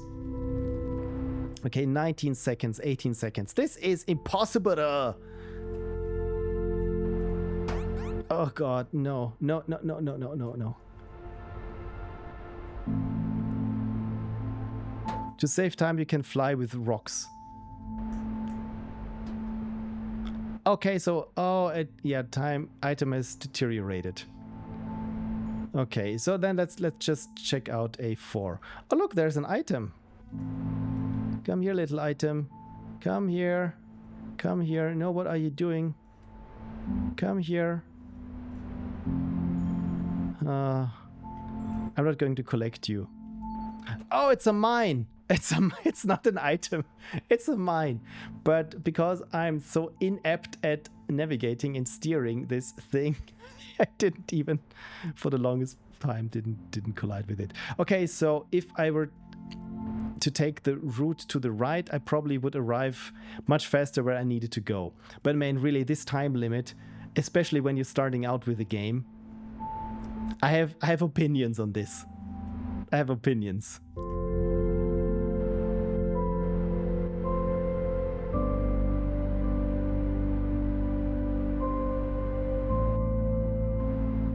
Okay, where is this mining station then?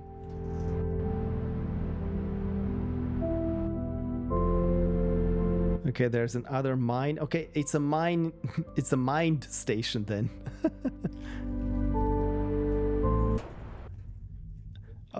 I like it how abruptly the music ends when you just collide and are very close to, I think, death again, as I am right now. No, come on. Okay, so there is, did you catch it there to the right where the rocks are? So I think this is where I need to go then. Well, at least where they emerge in the end.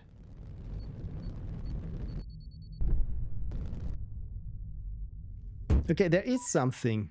Oh, damn it. Oh, damn it. Okay, initially there was 5 minutes for this quest, but it was too easy for me. You know what? I think that's the problem that I have with the game. It's easy for you, but you've seen me play this for the first time on easy. And what I really wish for is with the first mission where you said the quest marker is underneath, so that I had to go to the cave around. With the first mission, I would have leave it out in the open so that players can just get acquainted and know, okay, this is when you follow the path, and it's not, like I said, not in the cave underneath, but really there when you first arrive in the sector. So just that you have something easy to come into and then return. And yeah, again, maybe have like 5 minutes or even 10 minutes or something, just so that you can tell players, yeah, there are quests with time limits. This one is very lenient, but of course, if you want to make more profit, then of course it's very fine for advanced players to give them a bigger time limit. But again, I feel like, as you've seen it, I feel this is too hard for me. I'm sorry. Probably it's on me because I'm not used to playing these kinds of games, because I really like this openness of it and this exploration going on. But yeah, it's I'm sorry, it's too hard for me. Right. So where was the last time? Oh, damn it, I saved I didn't save anywhere earlier.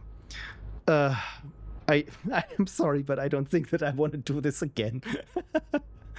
But you know what? I mean, we can look at the mining station. Maybe I arrive at the mining station at my own pace. Undock. There we go. Without a quest.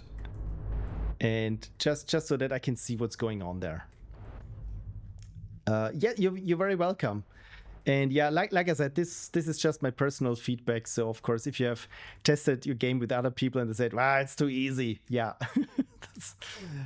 in the end, I feel like it's easy, or it's better when games feel a little bit too easy when you start out with. So just that you can get immersed in the world and also get used to how missions are structured and in just how the world is structured.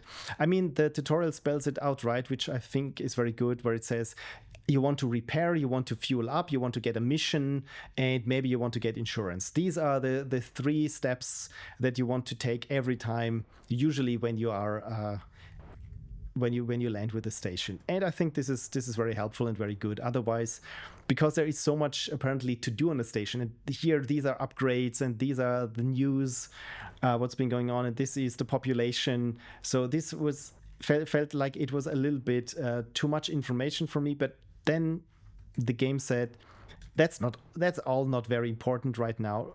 All you need to do is, this is how you repair your ship, and this is where you learn where you need to go.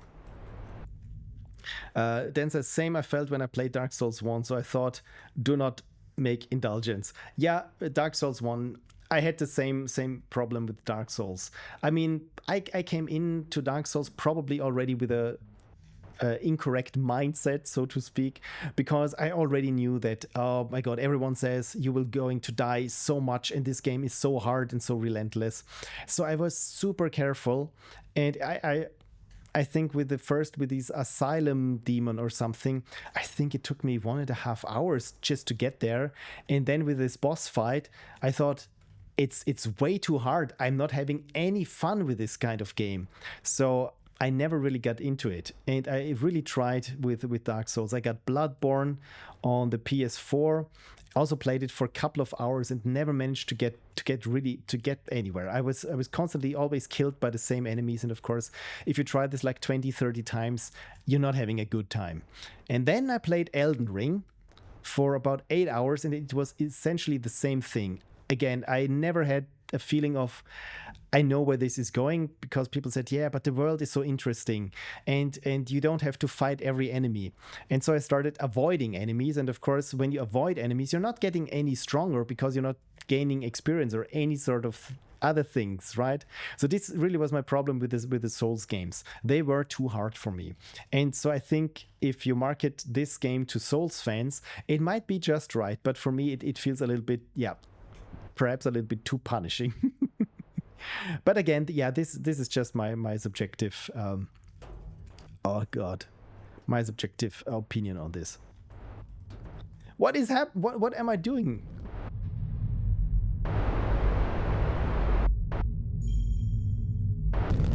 Oh, this was, I forgot that I should go to the right. On the mine station, you can get lasers. Okay, this probably makes it a little bit different then. Okay, let's see if I can make my way there, and still, hopefully, I still get enough money to get lasers then. And then let's we will have a look as to how the lasers play. So you said you play like 3 hours on this game. What is the for anyone completely new to this, how long would you say they play on this game? I would assume like something like 8 hours. But you also said when you die in the game over screen that there are secrets, and I'm a big fan of finding secrets in games.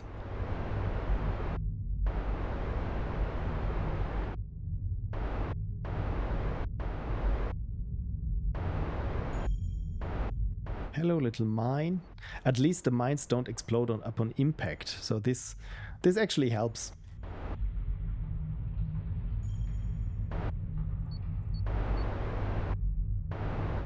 See, I feel I'm getting a little bit better. I feel like I'm a little bit better at navigating here.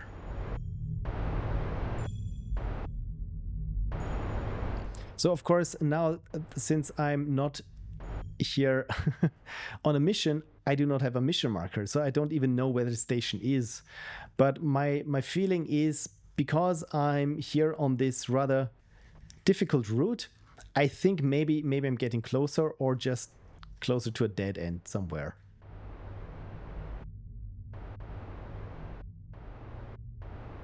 But again, I like exploration with any kind of game. As soon as you have a map that is just some fog of war, or just some white space or something, I really enjoy this, the thrill of exploration. So okay, getting through here is going to be tough. That is going to be dangerous. I made it! You know what? Let me hit save here at this point, so that I don't have to do this again. And my ship is not even that wrecked. It's still wrecked, but not that much. Oh no! Oh no! You know what? Let's load this and see if I can get around these bricks here a little bit more sublimely. Okay, yeah, this, as you said, maybe doing a bit of drifting that worked. So what's down here? This looks like it could maybe lead to a station or not. Should we go left or right? You know what? Let me go with right. And looks like there is this another turret? I think it must be a turret. Oh, look at this. There is a station. And I really like that it's not on the ground, but on the ceiling, which of course makes sense. Oh no. Because we're here in space, there is no up in space. So this is reverse lunar lander. There we go. Okay, ZB5, activity fuel. So hopefully we should get cheaper fuel here. Orion Kine, or Keen. So let's fix everything first. And then we still got 1,390. And we can refill the fuel tanks. And the insurance is active on another station. What does this mean is when there is an insurance that is active on another station? Is this just the game telling me, hey, you don't need to buy additional insurance? Or is there any gameplay thing like, oh, I think it is, right? When you crash, then you respawn at the last station, or at the station where you bought the insurance, right? I think that's what I get from it. Okay, mining laser. Let's install left or right. You know what? I'm right-handed, so let's go with mining laser right. And left. Okay, cool. We have now a mining laser on both ends. And let's just see what we can do with the mining laser then.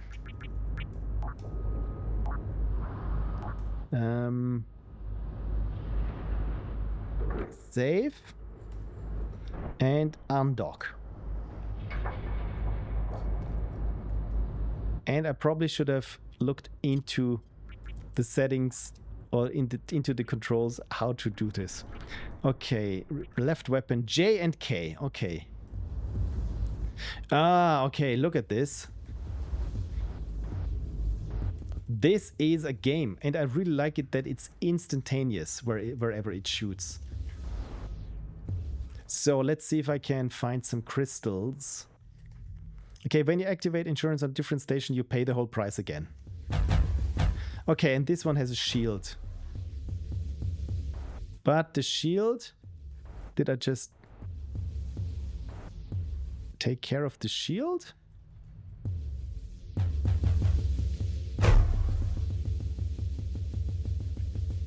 Okay.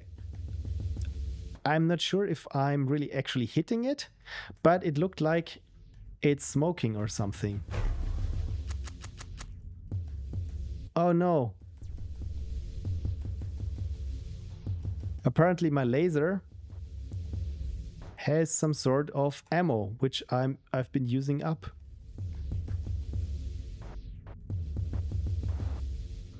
So I think I'm not sure. Did I just take down the turret? And where is with my mining laser? I wasn't aware that it could run out, and I didn't see any sort of ammo gauge there on the bottom. Or is it just because I collided there and that was, oh damn it, and that was the issue?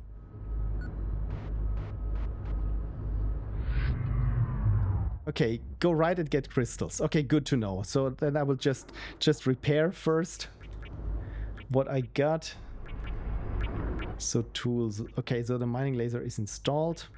Fuel tank, mining laser damaged. Okay, I get it. That was the problem. And I could get a better mining laser then. Fuel tanks filled with crystals. Okay, so let's do this then. Didn't I just repair it? Anyway, it says go right for crystals.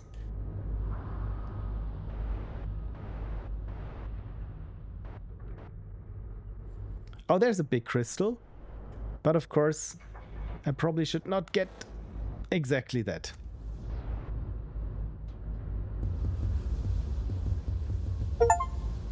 Hey, I got initial extraction, mine your first crystal.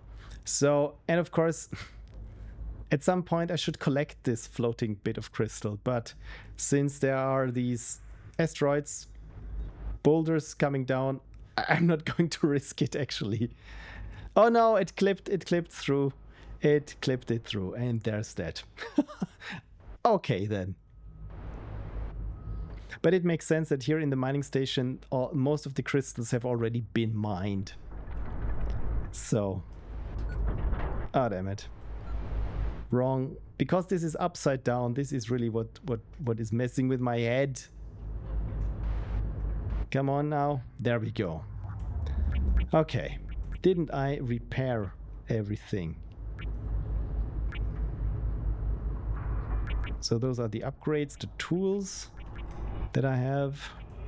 Service, refill, insurance. Okay, so under upgrades there is things that I can repair. Oh, it goes even beyond that. Mining laser damage. Okay, so this was the damaged mining laser. Okay, I get it now. So I didn't scroll far enough in the menu. And now both mining lasers are working again. Okay, let me see if I can collect a crystal or something. Maybe I find another one. Oh, there is a crystal piece. The one that we had before. That apparently just clipped through the entire block of stone and came out here for us to collect. You know what? This actually worked out quite well for us. Yeah, collisions, man. Collisions, that's another big problem. So when I go here, how dangerous is it going to... Oh, damn it. At least my lasers are still working.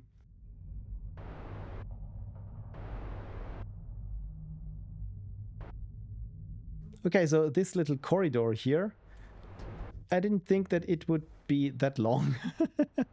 So these sectors are of course much larger than what you would see there on your minimap, right?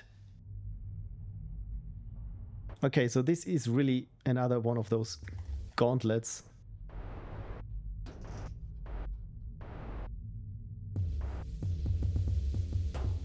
Why? Okay, my mining laser apparently didn't do anything against these enemies. Okay, I thought that it would do a little bit more. No. Oh well. This makes me a little bit sad that it feels like it doesn't do anything. And I thought that I could at least survive a little longer or defend myself a little bit better against these enemies. Oh well. Anyway, I think I think I have a good first impression of the game. So this was again Astra Vortex, and I really like this minimalist presentation. What just happened? Where is my mouse pointer? Look at this. Look at what just happened. Again, and I joked before that Adobe Acrobat was just stealing the focus while I was playing a game, and it did it again. This is, I mean, really. So is the game still here? Yes, the game is still here, and of course now I'm being killed. I mean that this timing could not have been better. Really, Adobe, this really is something. So yeah, Astra Vortex again. Like I said, for me, probably it's a bit too hard. But maybe if there are some Souls fans among you who enjoy these kinds of very inertia and momentum driven kind of games, and as Dennis said, it's.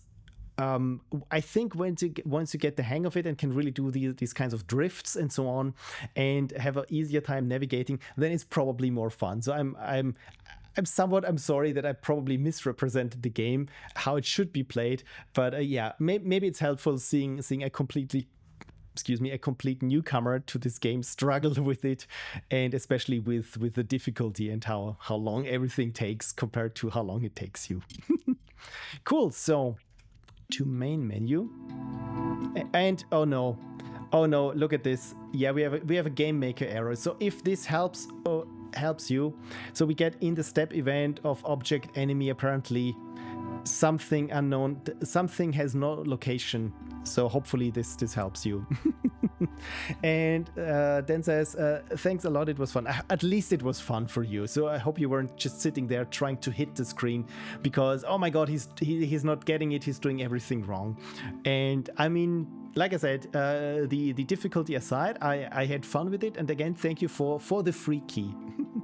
Thank you for finding bugs. I'm very good at finding bugs and misunderstanding instructions. So yeah, that's my secret power. And also the music is nice. I think I've mentioned this before, but with these space games where I feel it's a little bit underutilized, this awe of things where you just feel like, yeah, you're just this little tiny speck of dust between these huge heavenly bodies, and the music really carries this and has this ethereal quality of it where it makes you feel like very small, like being a bug somewhere in Adobe's code base. I just realized that's not something that is small. It's a little bug in Adobe's code base. It might be small, but it gets sent to everyone, and there it does its thing. Really, I mean, this Adobe Acrobat thing, at least it didn't go with the AI thing. But I think I still have here somewhere this screenshot of Adobe. Yeah, this is the AI assistant. Oh no, you're out of free requests. Subscribe to keep using AI tools in Acrobat. The free requests, I think I used this AI assistant once. I think I already told you where I said, hey, please, it said, do you want me to summarize this very long PDF? And I mean, the PDF was a duty roster of everyone working, and they're just what day of the weeks they were working on what projects. And I said, sure, try, do your worst on this. Please summarize how the user with that name in the roster, what projects they're working on. I only care about this user and their projects. It took like 3 minutes, and the result was, this looks like it's a duty roster of multiple persons who are working on projects. And I said, yeah, useless, get out. And apparently I'm out of free requests. So I mean, this actually is a good sign, because it feels like they start to ask for money for this, which means they cannot afford to give this away for free. And I think we've had this also in the last stream, where I said, I mean, it's pretty obvious that this is so expensive to run. So every request that you send to an AI or an LLM nowadays, essentially you as a user, they're giving it out for free for the most part. But again, they cannot afford this. So now that Adobe is starting to ask money for it, means, yeah, they need to make money off of this fast, or otherwise things will happen. And I'm very much looking forward to things happening with AI, because the other thing that we also understand is the demand is not even a part of that scale that is necessary to keep this entire thing afloat, and even to make profits of the billions and billions that they put into data centers, where again they just promise each other money for building data centers. And yeah, it's just mind-boggling. It's Wile E. Coyote in the Roadrunner cartoons, and he's already long gone from the cliff, but he's not looking down yet. And I can't wait for the entire AI industry to look down and see there is nothing underneath, and they just start to drop. Of course, as always, there will be certain use cases for AI, which are very, I would say, very narrow and focused, but not this huge AI thing that does everything but poorly. I mean, I already got this. It's called the brain. Anyway, rant over. Thank you so much for coming to my rant talk, as always. So I also mentioned that I'm doing some random creativity today. And this, I thought, I already am in the process of making this font pack for the Nokia. I already have a title screen for it, for my font pack. So, and I thought we could make a little pixel font together today. So I still got 40 minutes for my stream today. So I think this is what I can spend my time on the best way. So again, for my Nokia font pack that will drop at some point, I already have here finally set up my my cover. And so again, these are 4 fonts, and actually it's 8 fonts, because I got the fonts stretched so that they appear as they would appear on the Nokia phone screen. Because I think I've said this before, when you look at the pixels, they aren't squares, they are slight rectangles. So this is I got 2 versions of each font here for every flavor of font. So H2 Nokia, says Cursiboo, and hydrate, indeed, H2 Okia. Really, thank you for looking out for my hydration levels, Cursy. I really owe you. And you owe me lots of water. No, you don't owe me. I owe. That's very complicated. Either way, I just want to say I'm grateful. Jokingly and completely messed up the joke. Right, so how do you make pixel fonts? Maybe this might be interesting. And the easiest way that I found is to use something that is called FontStruct.com. Let me bring this over. There we go. So FontStruct.com, all you need to do is get an account there. And I realize that probably I need to log in to mine, and I'm not showing you my password. I love you people, but I'm not going to show you my password. And you can hear it's a long one, of course. So there we go. Sign in. And here we are at my recent font instructions.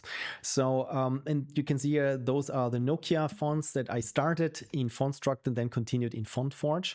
So again, the easiest way to get started with doing pixel fonts is FontStruct. When I say create a new font structure, let's name it Streamer something. And then here it says, yeah, start building your letters. And then I can say, okay, which kind of brick I want to use. In my case, it's using, the thing here, the classic one. And then I can just start drawing and say, you know what? Hey, this is an A. This is a B. And I can then preview my font and already got here, I can write the name of my favorite band. I take a couple of seconds to guess what my favorite band name is that I can write with these. The problem is here in this preview, it's a bit flaky. So my favorite band, of course, is Bob. I think every one of you knew this. So, and the cool thing about here is you can see for every letter form, you can just click it. And what I've noticed is, of course, that hey, where are the German umlauts? Where are the French letters with the accu? And the cool thing here is under Basic Latin, you get more Latin, extended Latin A, extended Latin B, and get all the weird, fun, and funky letters there. And if you switch on the expert mode, I think it allows you even to advanced Unicode letter sets. And there you can go wild. I mean, this is, now I'm scrolling here, of all the Unicode letter sets, like geometric figures or something, geometric shapes, where you have like these things, which are especially handy when you want to do some sort of ASCII art font. So again, I find FontStruct to be the most welcoming and simplest way to start making pixel fonts. Right, Frank says, I don't buy it. Your password is probably very short and you typed lots of backspaces. Either that could also be. I mean, 1, 2, 3, 4. What does it say? Oh, damn it. I probably should change my password after this. My subtle clue was maybe not that subtle. Right, the other way of making pixel fonts, this is what I recently discovered, is the Pixel Forge. And it's something on itch.io, free browser game maker. No, that's not it. It's pixel-forge.com. So let me zoom in. So here it's called pixelforge.com. And I don't want to save this file. And essentially it looks like this. It feels very close to FontStruct, where you also get your character set. And currently it's in beta. And I realized that it lacks some of the features of FontStruct. For one thing is you cannot copy glyphs from one letter to the next, which is super helpful. You cannot do things like flood fill, where I say, yeah, I just want to make something that is completely filled with letters, or use here an eraser where I can cut out things. So all these things Pixel Forge cannot yet do. So yeah, I needed to do it in a place where I didn't have internet connection and had some time on my hands. So I said, you know what, I have this Pixel Forge thing downloaded. I can try it out. So probably might not be the best one to make pixel fonts, but maybe it will get better, since that's why it's in beta. And of course, the other way of making not just pixel fonts, but fonts in general is, oh, I already have it installed. Let's make this smaller. Where is it? There we go. That is FontForge, which is an open source font editing suite. It's kind of clunky, I really have to say. Many things feel like they require way too many clicks for what they are. And it also doesn't scale nicely with user interfaces, because again, it feels like the entire thing was made with Java and they were rolling their own UI system or something. So let's go with FontStruct. Let's go with FontForge exports. No, not FontForge exports, setups. And let's have here the Noki stretch bold font, for example. So, and when you want to do pixel fonts, of course, it's a little bit cumbersome, because this is how you edit glyphs, or at least how you view glyphs. And I have to zoom in because it's super crummy and super tiny here on my 4K screen. But essentially, this is a professional font editing software. You can import, for example, glyphs from SVG files, or I think even from Illustrator files, and use them here. And again, this is an entire font editor. So it's a little bit harder actually to quickly make pixel fonts, because as in FontForge you can just click pixels. There you really have to do your measurements. And I mean, I have here some basic building blocks like squares, and holding down shift makes it a square, and so on. So that works. But of course, it's, again, it feels like it's a bit too complicated for just pixel fonts, and it takes much longer, of course. This is why I usually use it to finish my fonts that I download or that I create with FontStruct. And finish, I mean, in the sense of when I import a font from FontStruct, its measurements, its font information is not correct all the time. So for example, here for this Nokia key font, I wanted that that there is that every letter, every capital letter just closes off at the maximum top here. This is the line here, this black line. This represents the maximum height of the letter, and also that it extends just 1 pixel down, as you can see here with the Y, for example. And all these kinds of font metrics, as it's called, you can do here via this huge font info menu, where you have your PostScript names, your general, there we have it, the ascent, the EM size, the descent, where you want to even have an italic angle, and of course different font layers. And PostScript UIDs, and probably most important, are still the OS2 font descriptions, because here as well with the metrics, they need to line up with what you have. And again, you can see it looks a little bit overwhelming, and frankly, because it is. I still haven't quite figured out all the necessary things that I need to look at into all these submenus, because you can, with open type fonts, for example, you can even have little scripts. For example, hey, if the user typed like 3 letters in a row, it gets exchanged for another glyph where all these letters are combined with each other in fancy ways, which is called ligatures. Then there are fonts where you can make, let's say, ornamental alternatives for uppercase letters or something. And of course, what you also want is when you have fonts where one font is a bold version, or one is a light version, or a condensed version, that it always looks in your font selection menu, okay, it's your font family, and then you can select bold, italic, and for this to work properly, you also have it's very, there's a very narrow way of defining things, where you have to say, okay, it's here, the font name is with the decoration or the width or its weight with a dash, and here in the TTF names you also have to specify it here in like with this unique ID. So again, it feels like there's a lot of boilerplate involved with fonts. It's really something that, again, if you want just a very quick pixel font that works for your game, I strongly encourage for you to stick with whatever. What did we have? FontStruct. There is. Right, Lady Mistleaf still stuck around with us, so she said, "I'm going to hop off. Have fun." Thank you so much, Lady Mistleaf. I will also leave, and thank you for dropping by.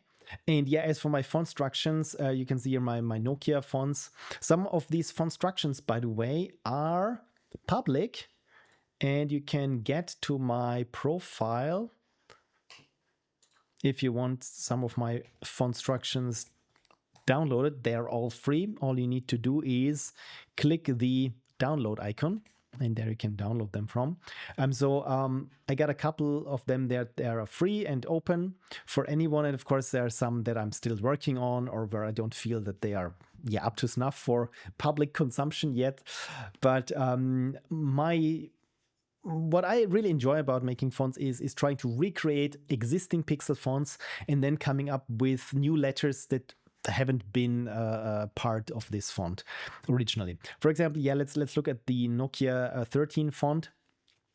So most of these letters actually exist when you type it.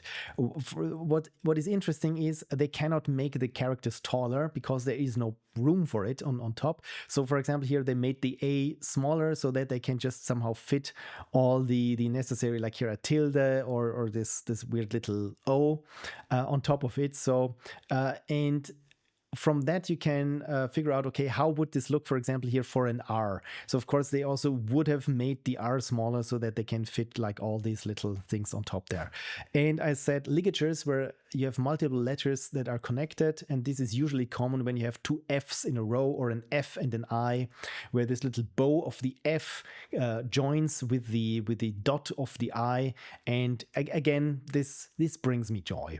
So, and I do have some original fonts. By the way, this is an intentions is the original Nintendo logo font on the Game Boy. So let me show you. Yeah, of course they're asking for support, which right now I cannot give them, but at some point, because I'm using FontStruct so often, I probably will chip in at some point. So when you type here, let's go with Nintendo. This is exactly how the Nintendo logo looks when you open a new Game Boy game, right? And so from that, I thought, okay, how could other letters in this font look like? And again, it's been just giving me joy to come up with other plausible letters, so to speak, of this font. By the way, this looks a little bit blurry, and you can still see here the pixel grid. This is just here from the preview. When you export it, this all joins together nicely. And one other thing, yeah, Elorc is another font of the early Game Boy games of something like Super Mario Land or Tetris. And also here I have recreated the Nintendo. So again, where this is the one that I used in my latest postmortem, in the postmortem to Decentris, because I needed the Game Boy font there to type any text that I wanted. And yeah, just recreated this font and came up with my own versions of lowercase letters, because I don't think that this font actually had lowercase letters. So again, it was a fun experience to try to come up with. And Braybrook Textura, this is the Motta Textura font, but as it appeared in, what was it, Paradroid C64, by Andrew Braybrook, who was the game developer, and this is why I called it Braybrook Textura. So you can see here this mobile here on top, and all the other things that were in this font. By the way, fun fact, this is also the old logo of Adidas and the old logo of the Apple. And anyway, I'm getting carried away. You know me, fonts. And one of my favorite pixel fonts I made myself, which is a testament to my vanity. No, I really wanted to have some font that looks like it could be a typewriter font or some sort of old-timey, classy font, but as a pixel font. And so many years back, I think, what was it? 2013 or 2014, I made this font. It is called Pixel Novelist, and you probably have seen this in some of my post-mortems show up or in some of my games. And this is the font that I spent the most time on. As you can see here, there are lots of characters, even Greek and Cyrillic, and I think even some weird Polish and old style Greek letters and so on. So again, it's with fonts, in some case, it's a little bit like programming, in a sense that you have a system that has to follow rules. But again, it's the rules that you made up of, for example, how an L could look. And then you have to follow through with all the letters that it feels like an harmonious part of it. So again, it's like you have this system and you need to stick to the rules of this system, but can be creative within these rules. And yeah. And this one was even a staff pick back then, because this was when FontStruct was very small at the beginning. And the latest font that I started here is called Frags. And this was just an attempt, as you can see here with the lowercase letters. It doesn't work anymore. So this is why I didn't publish it. But this one, essentially, I just needed a font where you can have the frames per second counter of some of the game recording or frame recording tools, where they have like 60 FPS on your screen, or let's go with 120 FPS or something. So I recreated the font from my Bandicam, and from there I thought, you know what, maybe I could use even uppercase letters. And again, I'm not 100% happy with how they look, because I like how that the S looks a bit fancy, but there with the R, suddenly I went back to those pixels to imply certain kind of roundings or beveled corners or something. Again, this is why I feel like it's not there yet. But I mean, at least here for the numbers and so on, this looks at least nice. Anyway, so let's continue here with our very quick pixel font. Where am I?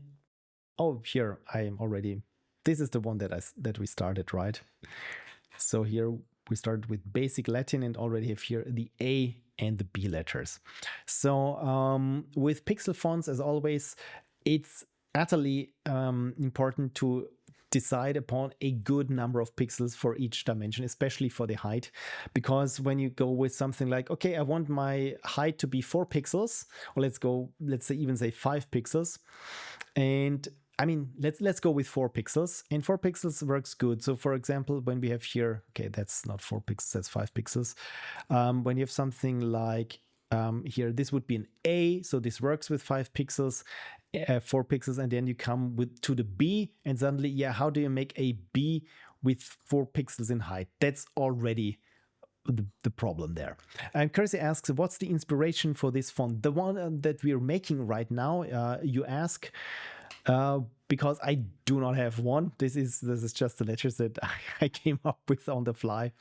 For one thing, I have an inspiration or a font that I was very inspired when UFO 50 came out, where the joke or the idea behind it was, hey, that is this virtual system or this imaginary, that's the word, imaginary system that all had these certain limitations when it comes to display, colors, and fonts, and sprites, and audio. And I thought, you know what? It would be nice to have some sort also of some kind of fantasy console for myself.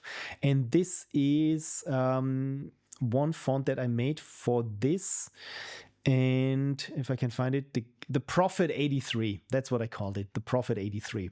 So this looks a little bit like your arcade font, but again, I went a little bit overboard here with the special characters, and especially what was important to me to have here these ASCII drawing and ASCII frame characters, so where you can draw nice grids, for example, but all with text characters. So, and my inspiration for this was, again, a mix between Atari and the KC58, KC86, and even the arcade fonts from Namco, for example. So it's always best to start out with, of course, with something that you have in mind, and then to use this as a baseline. Otherwise, where is the font? Oh, there it is, the tab that we started on. So again, it's always good to have 1, 2, 3, 4, 5, 6, 7. There we go. It's better to start with an odd number than an even number, because this usually comes helpful.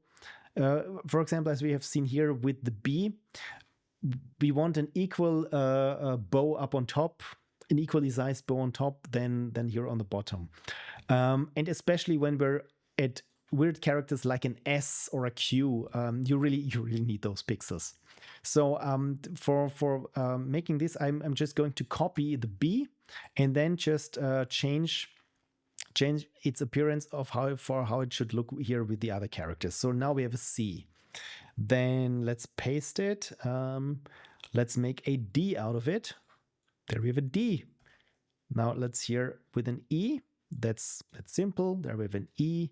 There we have an F. And you can see here how quickly actually you can get started there with some sort of pixel font.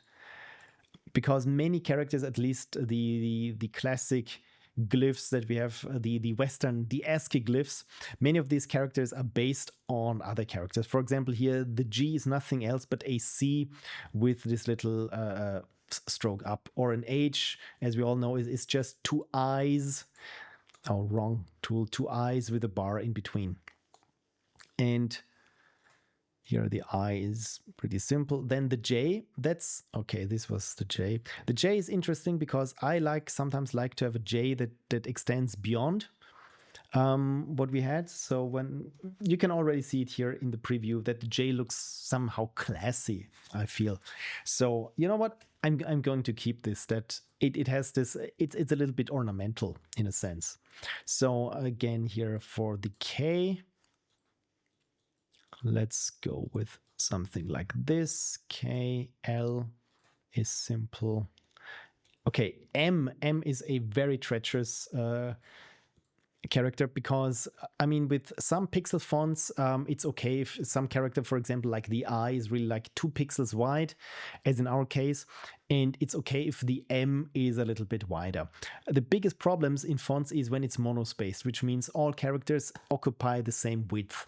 Usually, you have this with fonts that are meant to be used for tables or something, where really, for example, the numbers have to line up, or in arcade games or something. I'm trying to find here one in my fonts that really represents this well, because let's go here with Entertainment 86. That again is one of the Atari fonts. So where every character here has the same width. And you can see here how the I character is made here with these little serifs on top and bottom, just to make it very wide compared to the M, which looks very compressed. But all of them occupy, I think, what is it? 3, 4, 5, 6, 7 pixels wide and 1 pixel there to separate it from the next character. So again, this works very well for when you have a tile size of your graphics system that is 8 by 8 pixels, which means one tile here, one letter occupies one tile, which again is very convenient, and where it's not something where you have to take letter width into consideration. Again, it looks a little bit blocky or very rigid, but of course it's much easier to program. And this is what we see with early arcade games and pretty much any NES game where the font has a certain width. So, and coming back to us here, I'm not going to do this. So I'm just trying to make sure that the characters look somewhat balanced. And to check whether something looks balanced, I just go here to the preview and can look at it. And so far, I would say this looks already nice and balanced.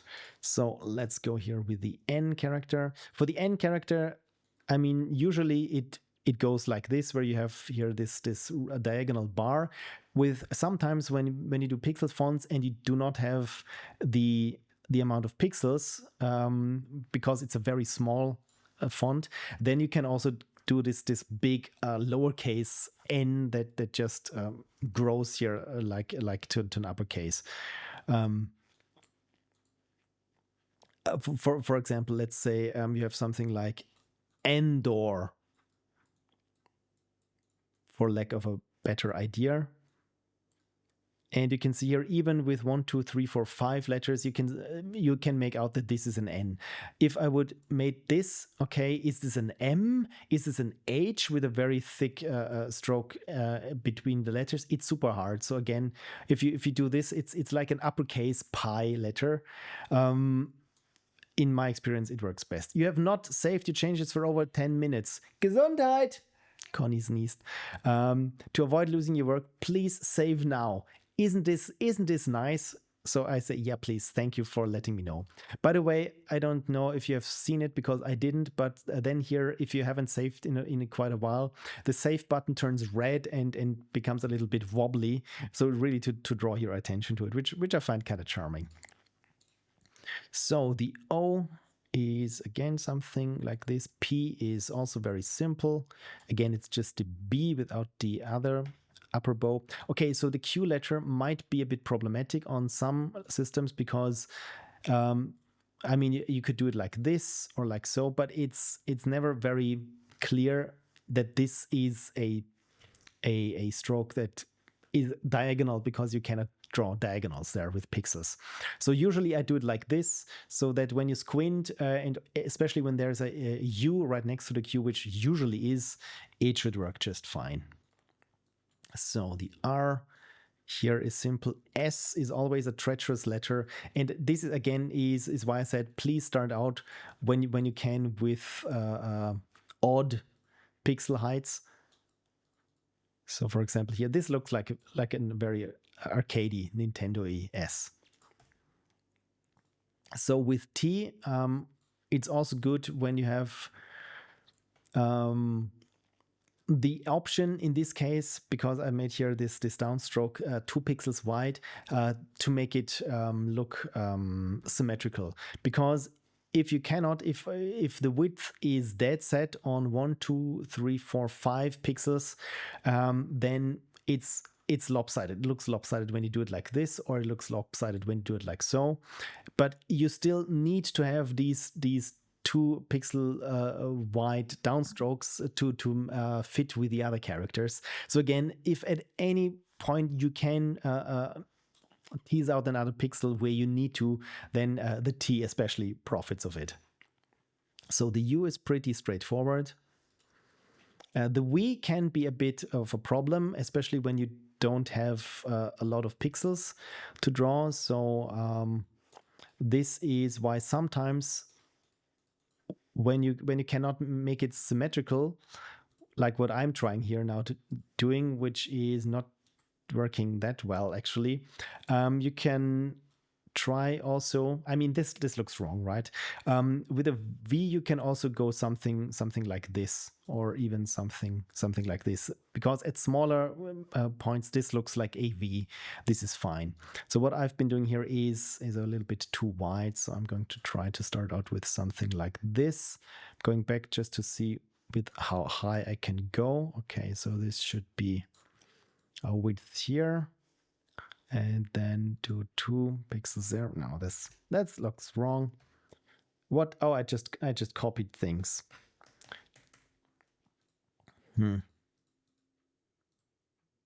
Yeah, this we need to test. So let's see how it looks here. And this looks wrong. This looks very wrong. Let's go with here. I'm very. Oh, I do not have a Y character. Over it. Yeah. This doesn't look right.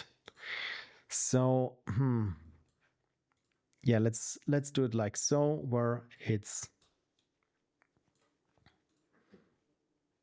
yeah, also not good. Let's try to make the gap here 2 pixels wide. And yeah, the thing, yeah, this works. This works. So yeah, this is my suggestion is always go testing. The we, I call it we because in German this letter is called W. So this one is V and this one is W in German. So we say not BMW but BMW, which rolls just easier off the tongue. And this is why sometimes I misspeak and call this a V. So the W is in fact not a W but a double V. So we've named this character completely wrong. So if you do it like this, it works when we look at it and say, I am in awe.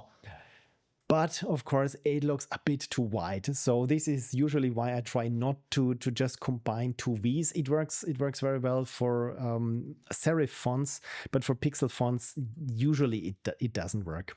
So this is how I try to do it, usually something like this. So it's still a little bit thick and black, so maybe I can, yeah, this works best. Always test. So X is another interesting letter that can give you grief. So I'm making it a little bit wider than it needs to be. Let's try here. Oh, what did I just do? I think I go back. Like I said here, the preview is a little bit problematic. So pixels are hexic, whatever. So the X apparently, yeah, something went wrong here with the X. So yeah, it's okay, but maybe it's a little bit too wide. And now when I move it together, it could look a little bit too blocky, but still I feel like it fits better with. Kirsty says it's W, but it used to be a double V. I'm not sure if this is a pun, but you get this. It's also double V in French. See, French, it makes much more sense. Thank you. Did I say it makes more French? No, I said it makes more sense, right? So thank you for sharing this, Frank. Oh, really? Like I said, in German, we just call this one a V and this one a V, and we're good with it. I really like, by the way, the French way of calling this one the H, because I feel like it's so cute. It's an H. So we're almost done. So the Y, essentially the Y is just an X here. So I'm just going to copy the upper part of the X and then just extend what we have here and we're good. Maybe we can make this a little bit fancier even. If we make this a bit wider, then we call it Pix. What is always happening? Apparently I'm let's stay on page and save this. Apparently I'm firing up some sort of a keyboard shortcut. So pixels are sexy. Yeah, the Y looks good despite being slightly on top here, slightly longer than what's happening there on the X. And the Z,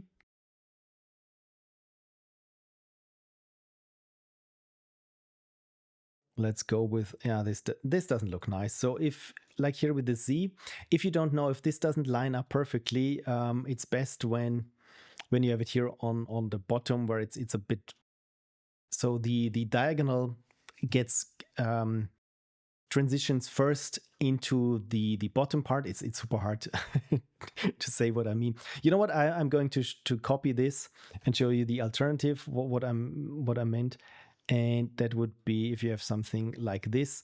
The right part here of the Z, when you look at it, looks a bit lopsided, like this one, and this one also doesn't look perfect, but it's better than this one.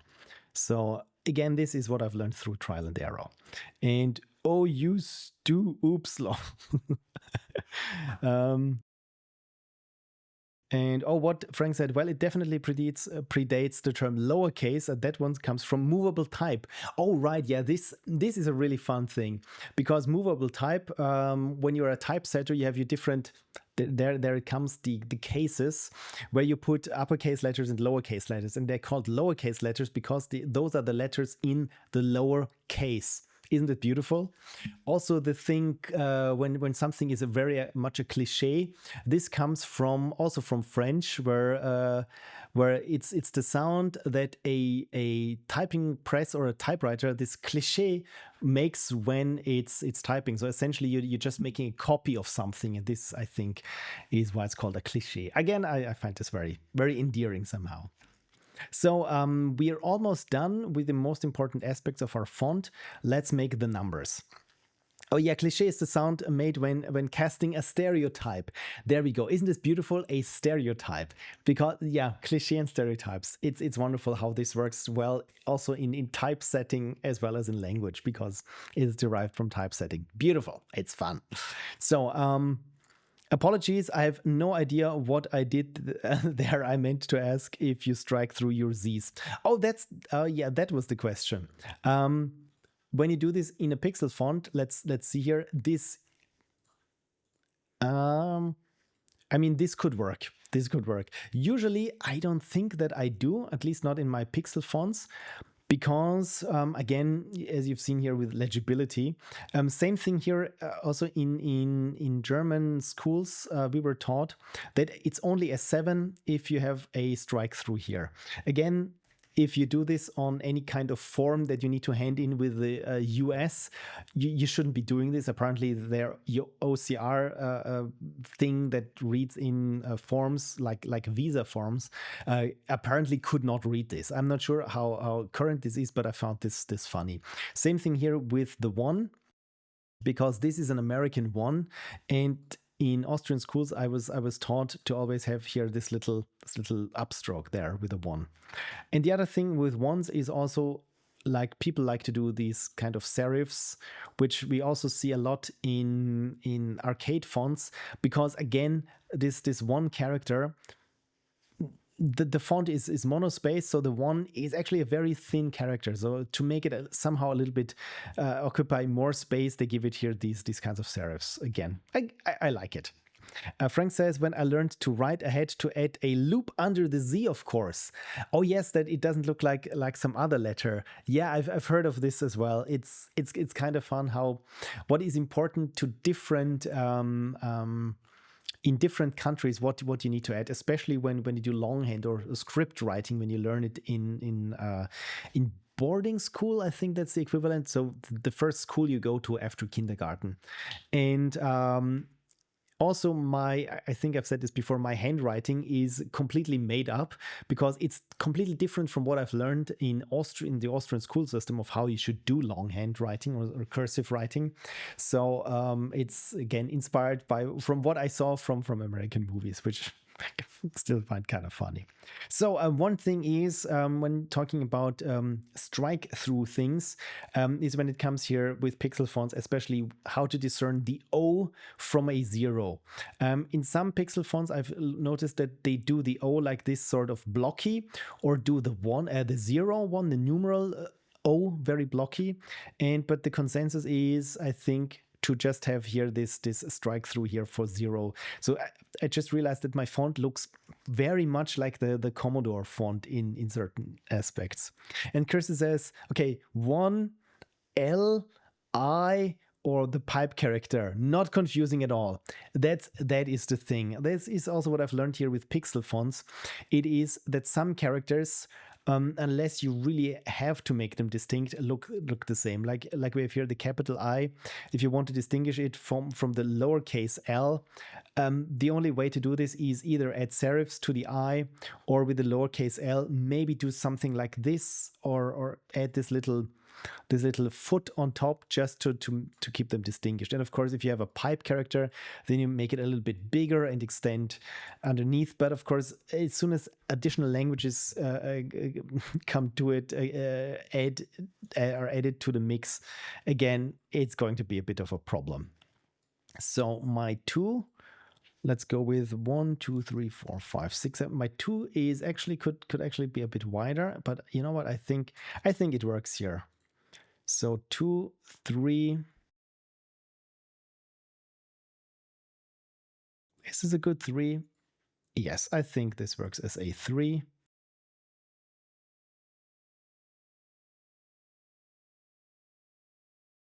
It doesn't type the letters that aren't in the font yet, so this is why I have to go back here. Okay, the 4 is another thing, because you can, when you don't have a lot of space, you can do a 4 like this, or you can do a 4 like with this little strike through, or if you have lots of space, you can do the 4 like this, which I usually like to do. But let's see how well it works here in the 4. You know what? It kind of works. Maybe we could even do it like this. This is more like the Japanese way, where they have these somehow less the bigger heads, essentially. So it's like chibi style, but for characters, which I find kind of endearing. Frank says, there are, of course, also fonts and old systems that do the strike through for the letter and not the number. Exactly, that I've encountered, I think, once or twice with some old style letters, and it confused me profusely. I mean, the first time you see it in the text, when something starts with an O, you go, okay, maybe someone, I don't know, mistyped or made a strike through. But then, yeah, you realize, okay, it's for the letter. Same thing is sometimes when you see a letter 6 and 9, where they have the dot underneath, to make sure that you understand, okay, this is the bottom of this letter. So this is helpful in cases where it cannot be guaranteed that you always see it upright, how it should be. For example, in like lottery things that I've seen. So, but first let's here finish with the 5. Just doing a quick outline here of the 5. This doesn't look good at all. This looks a little bit better. 5. Oh, the 6. I haven't finished the 6 properly. Let's see. Okay, so my letters are much wider than the numerals that I have. So I think this is what was distracting me. Yeah, see, this looks a little bit better. 7. It doesn't need to be this wide, but 5, 4, 6. The 5 can be a bit wider.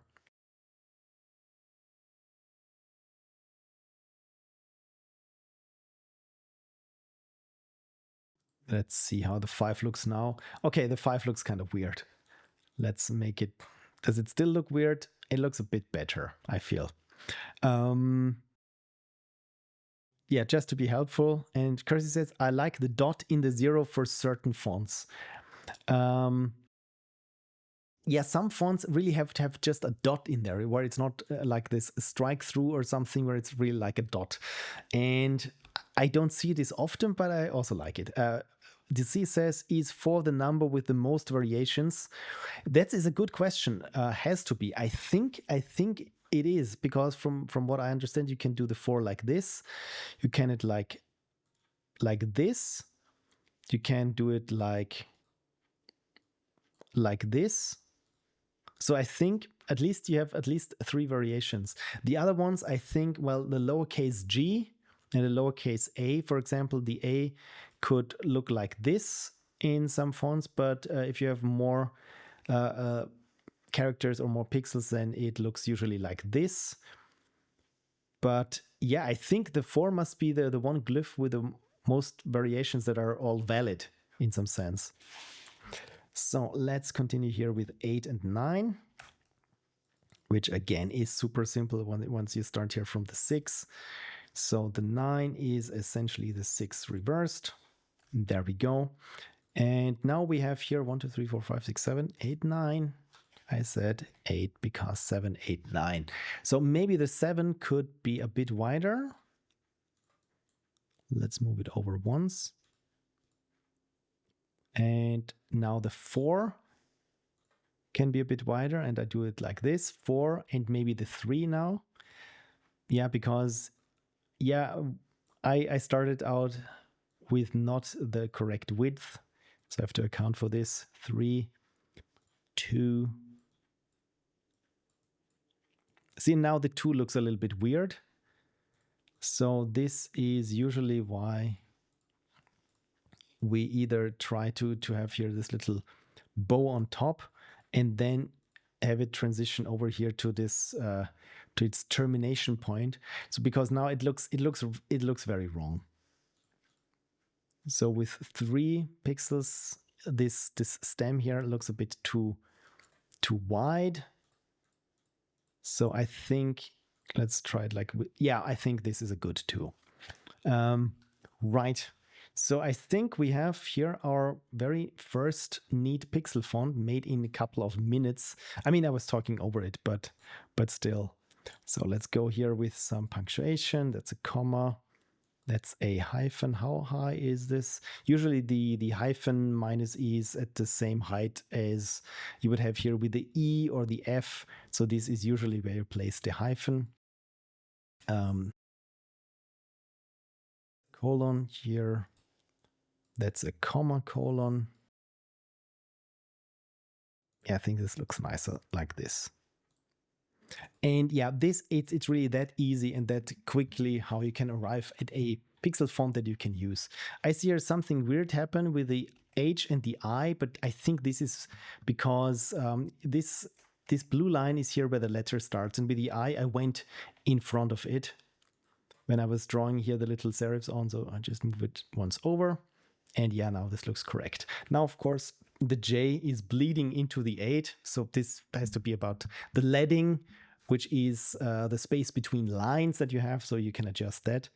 But and one thing that I haven't touched, because it's another thing that, of course, especially if you want to toy around with things, is a time sync. And this is, so far I've only been drawing my pixel fonts, of course, with pixels. But of course, if it doesn't have to be a pixel font, you can get very fancy with all kinds of rounded edges and so on. So for example, when we have here our S, I can use maybe these kinds of characters.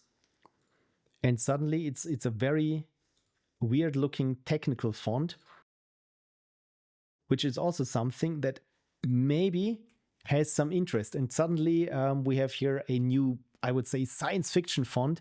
If I do this for all the other characters, where I'm just rounding off the things that would usually be very pixely. I mean, look at this. This already has something to it. Let's you know what? Let's do this also for the P then. Let me just copy this over and insert here. That's the wrong one here. No. So when I have used certain bricks and then I'm clicking on a pixel, it just cycles through the bricks that you use. So this is why sometimes I'm a little bit surprised by that it's not doing what I wanted to do. So let's do the same thing here. Okay, for the X with pixels, this can be a bit tricky, but I think if we do it like this, it still has this technical quality to it. And it looks a bit weird, but now suddenly this font also has character.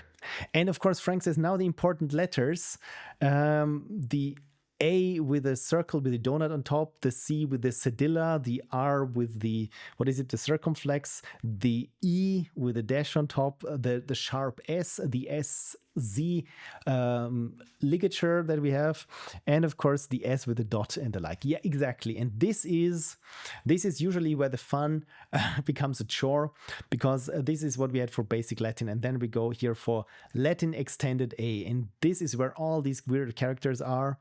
And the funny thing is, Even I thought I have seen pretty much all the variations for characters, and then I realized, okay, for example, there is this U, but it's not a U with two dots, but it's a U with two slanted dots, like quotation marks. And also one thing is that is funny in Turkish, there's an uppercase and a lowercase I, and both come with a dot on top and without a dot on top. And this somehow hit me out of left field when I had Finesweeper localized to Turkish, because the translator said the font doesn't have the right glyphs that I need. And I thought, well, I made sure that I have all the extended Latin support. And he said, yeah, but again, I need to differentiate between uppercase I with a dot and the lowercase I with a dot. So exactly, the Turkish I, again, Kersey, this is another I for you that is that is part of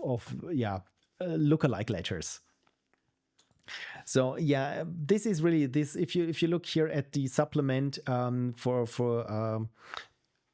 what you can do in Unicode, there are languages or letter sets which I have never heard before. Oghem or Tagbanwa, and this is Tagbanwa. Never seen this. Even here in the preview, it only shows here the Unicode codes, because apparently this is a very obscure, at least for me, obscure alphabet. But again, since everything here is supported in FontStruct, you can have a go at all your favorite code pages. For example, like certain Chinese letters and combinations thereof. So again, even here the preview doesn't have not nearly most of them. So oh yes, and Frank has here oh god, this programming, yeah, here in libcurl, of course, Frank, you know you curl has a problem with the URL parser as a known protocol if the locale is Turkish. Oh, this is wonderful. So file and file are not the same, weren't case insensitively in Turkish, because the dotted I is not the lowercase version. Isn't this wonderful? Language is wonderful / horrible, depending on what end you are. This is why I always joke that we're so happy or lucky or / unlucky that the people with the least amount of special characters have made the ASCII standard the standard, because everyone else has somehow to just patch on their things. And this is I'm more glad for Unicode, where they said, okay, let's unravel this somehow, but keep backwards compatibility, which again is another nightmare of its own.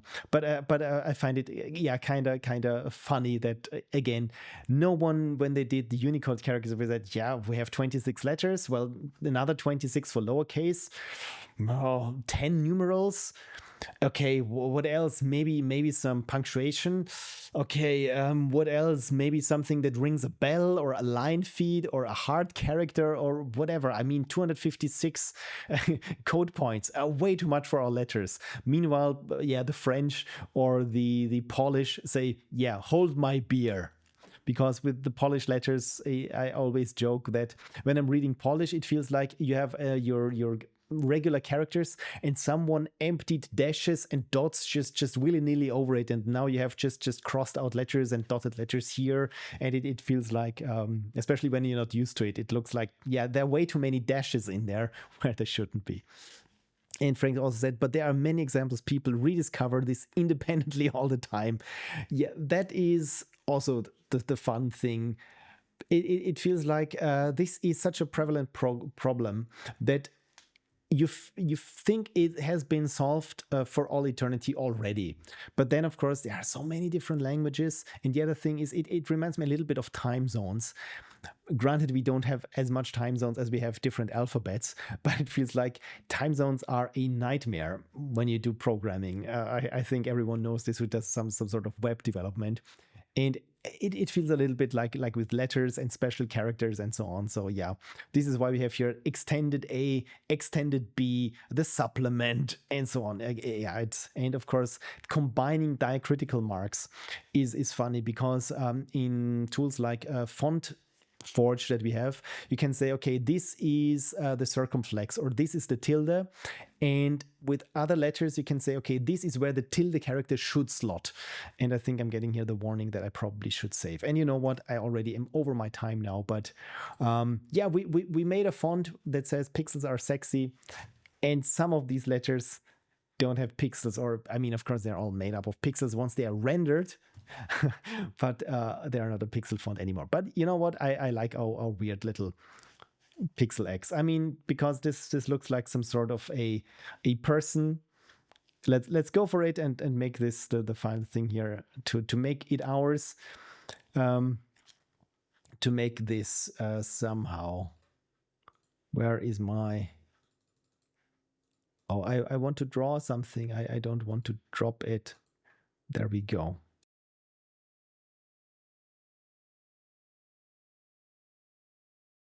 Now it's not as legible as it was before. It's just funny. I mean, we could make this more or less of a novelty font. Now it looks like it's holding its own head.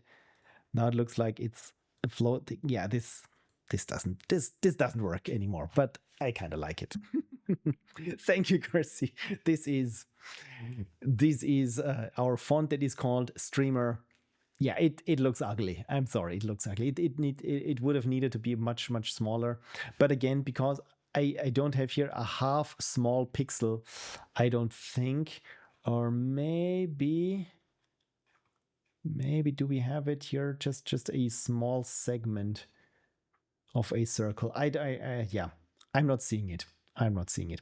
Anyway, I mean,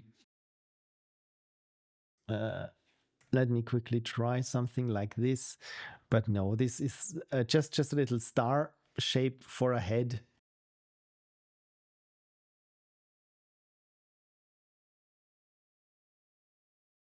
That's wrong.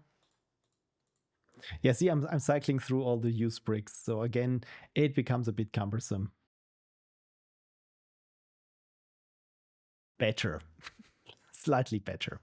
Anyway, Frank says that's the weightlifting pictogram for the 2032 Olympics. You know what? We have pictograms. All the pictograms are made nowadays with FontStruct. And joking aside, I think with these building bricks, as they're called, you can really make the pictograms. And I'm a big fan of pictograms because they always remind me of the alien pictograms.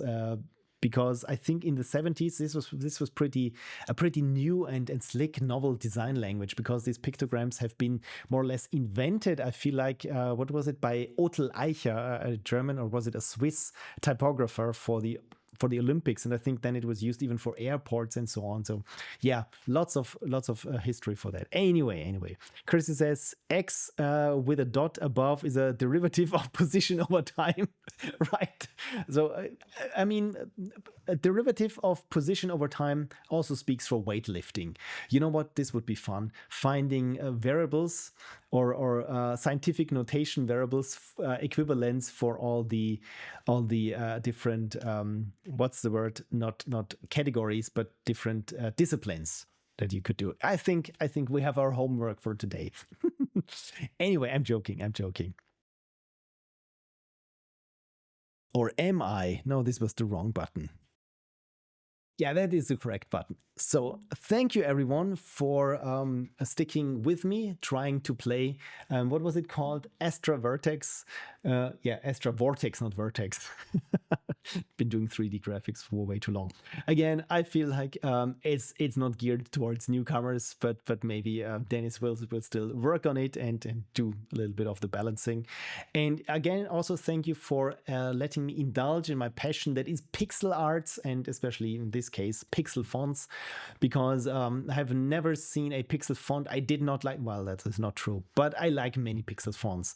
And I think if you look for pixel font packs on itch.io, there are a lot of good ones. And so again, especially if you want to do things that look retro-ish or have this cheerful, warm nostalgia indie game look to them, I think you cannot go wrong with having pixel fonts in there. So yay, go pixel fonts. Right. So, what is new for Pixel Prophecy? Or what is upcoming for Pixel Prophecy? So yes, next week, Saturday and Sunday, there is the Level Up gaming convention in Salzburg, which I will be hopefully, fingers crossed, live streaming. This is my IRL live stream that I've been planning for months now. So, and I said I want to do a little bit. A short test for it, a test balloon, as I called it. And yeah, last week the weather was dreadful, and also work did interfere when the weather did not interfere also with my plan. I said interfere twice. Anyway, you know what I mean. So my plan is to do a stream, an IRL stream tomorrow, and show you a nice little place in Austria that I think I've already shown in a stream so far. But yeah, I want to hike there. It's a very short hike, so I don't even think it's worthy of the word hike. So let's go for a walk, and I will try to do this IRL thing. So again, I don't expect many of you to be there because it's going to be on an afternoon. So again, I'm planning it. When you look at the clock right now, and here in Austria, it's 20 minutes past midnight. So in 12 hours, it will be 20 minutes past noon, which means I think probably around 13, 14 hours from now, I will start my IRL stream. I don't know for how long it's running, probably for half an hour. But if any of you manage to drop by, so if it works for you, if I don't ask you to drop anything and be there at all cost, please not. But if it's convenient for you, to just say something in the chat so that I can confirm that the chat is working, this would be fun. So yeah, this is my immediate plans. The other things, of course, is the LD59 post-mortem. I've been already busy working on the script. Finally have more or less gone through all the calls that we have and marked relevant passages down. Then, of course, Frank, I will probably ask you for an exit interview or a post-mortem, more or less, interview. But again, there is so many things happening on the weekends right now, so I didn't have time for it. It may be also good to have some sort of distance to it and to talk about it. Anyway, Kersey says might be asleep, but if I'm up, I will tune in. Thank you, Kersey. That's all I'm asking for. So this, again, if you cannot sleep and just want to see me go through greenery and then look at the little cute chapel, yeah. And the other thing is, even if no one shows up, I still plan to have this thing with me. Yeah, it doesn't really show you anything. Let me quickly amend this. Hopefully you can understand or can see what is in there. And yeah, I want to fly my little DJI drone there, just hopefully get some nice footage there. I don't know if I need it, but again, this is why people buy drones when they have their, I don't know, midlife crisis or something, just so they can shoot nice footage and then show people and they say, yeah, it looks nice. And that's my plan there. Right. Or else watch the VOD. So exactly. That's always a possibility. And of course, I will also, hopefully, if I can, if this records as it should on the phone and saves it on the phone, then I also will put it up on YouTube to the archived streams. Again, that is the plan. And also, even if you cannot catch any of the IRL streams, maybe I will do one or twice again. I'm also planning in the long term to increase my streaming a little bit. So I'm also thinking maybe under the week I will just do a Minecraft stream or something, because I at some point people said, yeah, if you want to have a slight increase in viewership or something, maybe try something like this. And Minecraft has always been fun for me. And so again, it's going to be one of those streams Phil plays and talks over it. And so again, no pressure for any of you to be there. Just if you can, and drop in. I don't even know if it's going to be in English or German. So yeah, just long-term stuff. You will catch it anyway. Right. So that's it from me. I hope you have a wonderful week. So again, I'm not sure if I will be streaming on Saturday or Sunday from the Level Up, probably on Saturday. I want to communicate this beforehand on Blue Sky and Mastodon, and Phil, remember this also on Discord. So yeah, I hope that some of you can make it, and even if not, I will keep you in my heart when I'm streaming and utterly falling to the usual technical difficulties. So yeah, we will see how well this goes tomorrow, provided the weather holds up. So if there's no stream happening, then of course you know that the weather didn't hold up. Anyway, thank you so much. Have a wonderful week. And yeah, maybe see you on Saturday. Bye bye.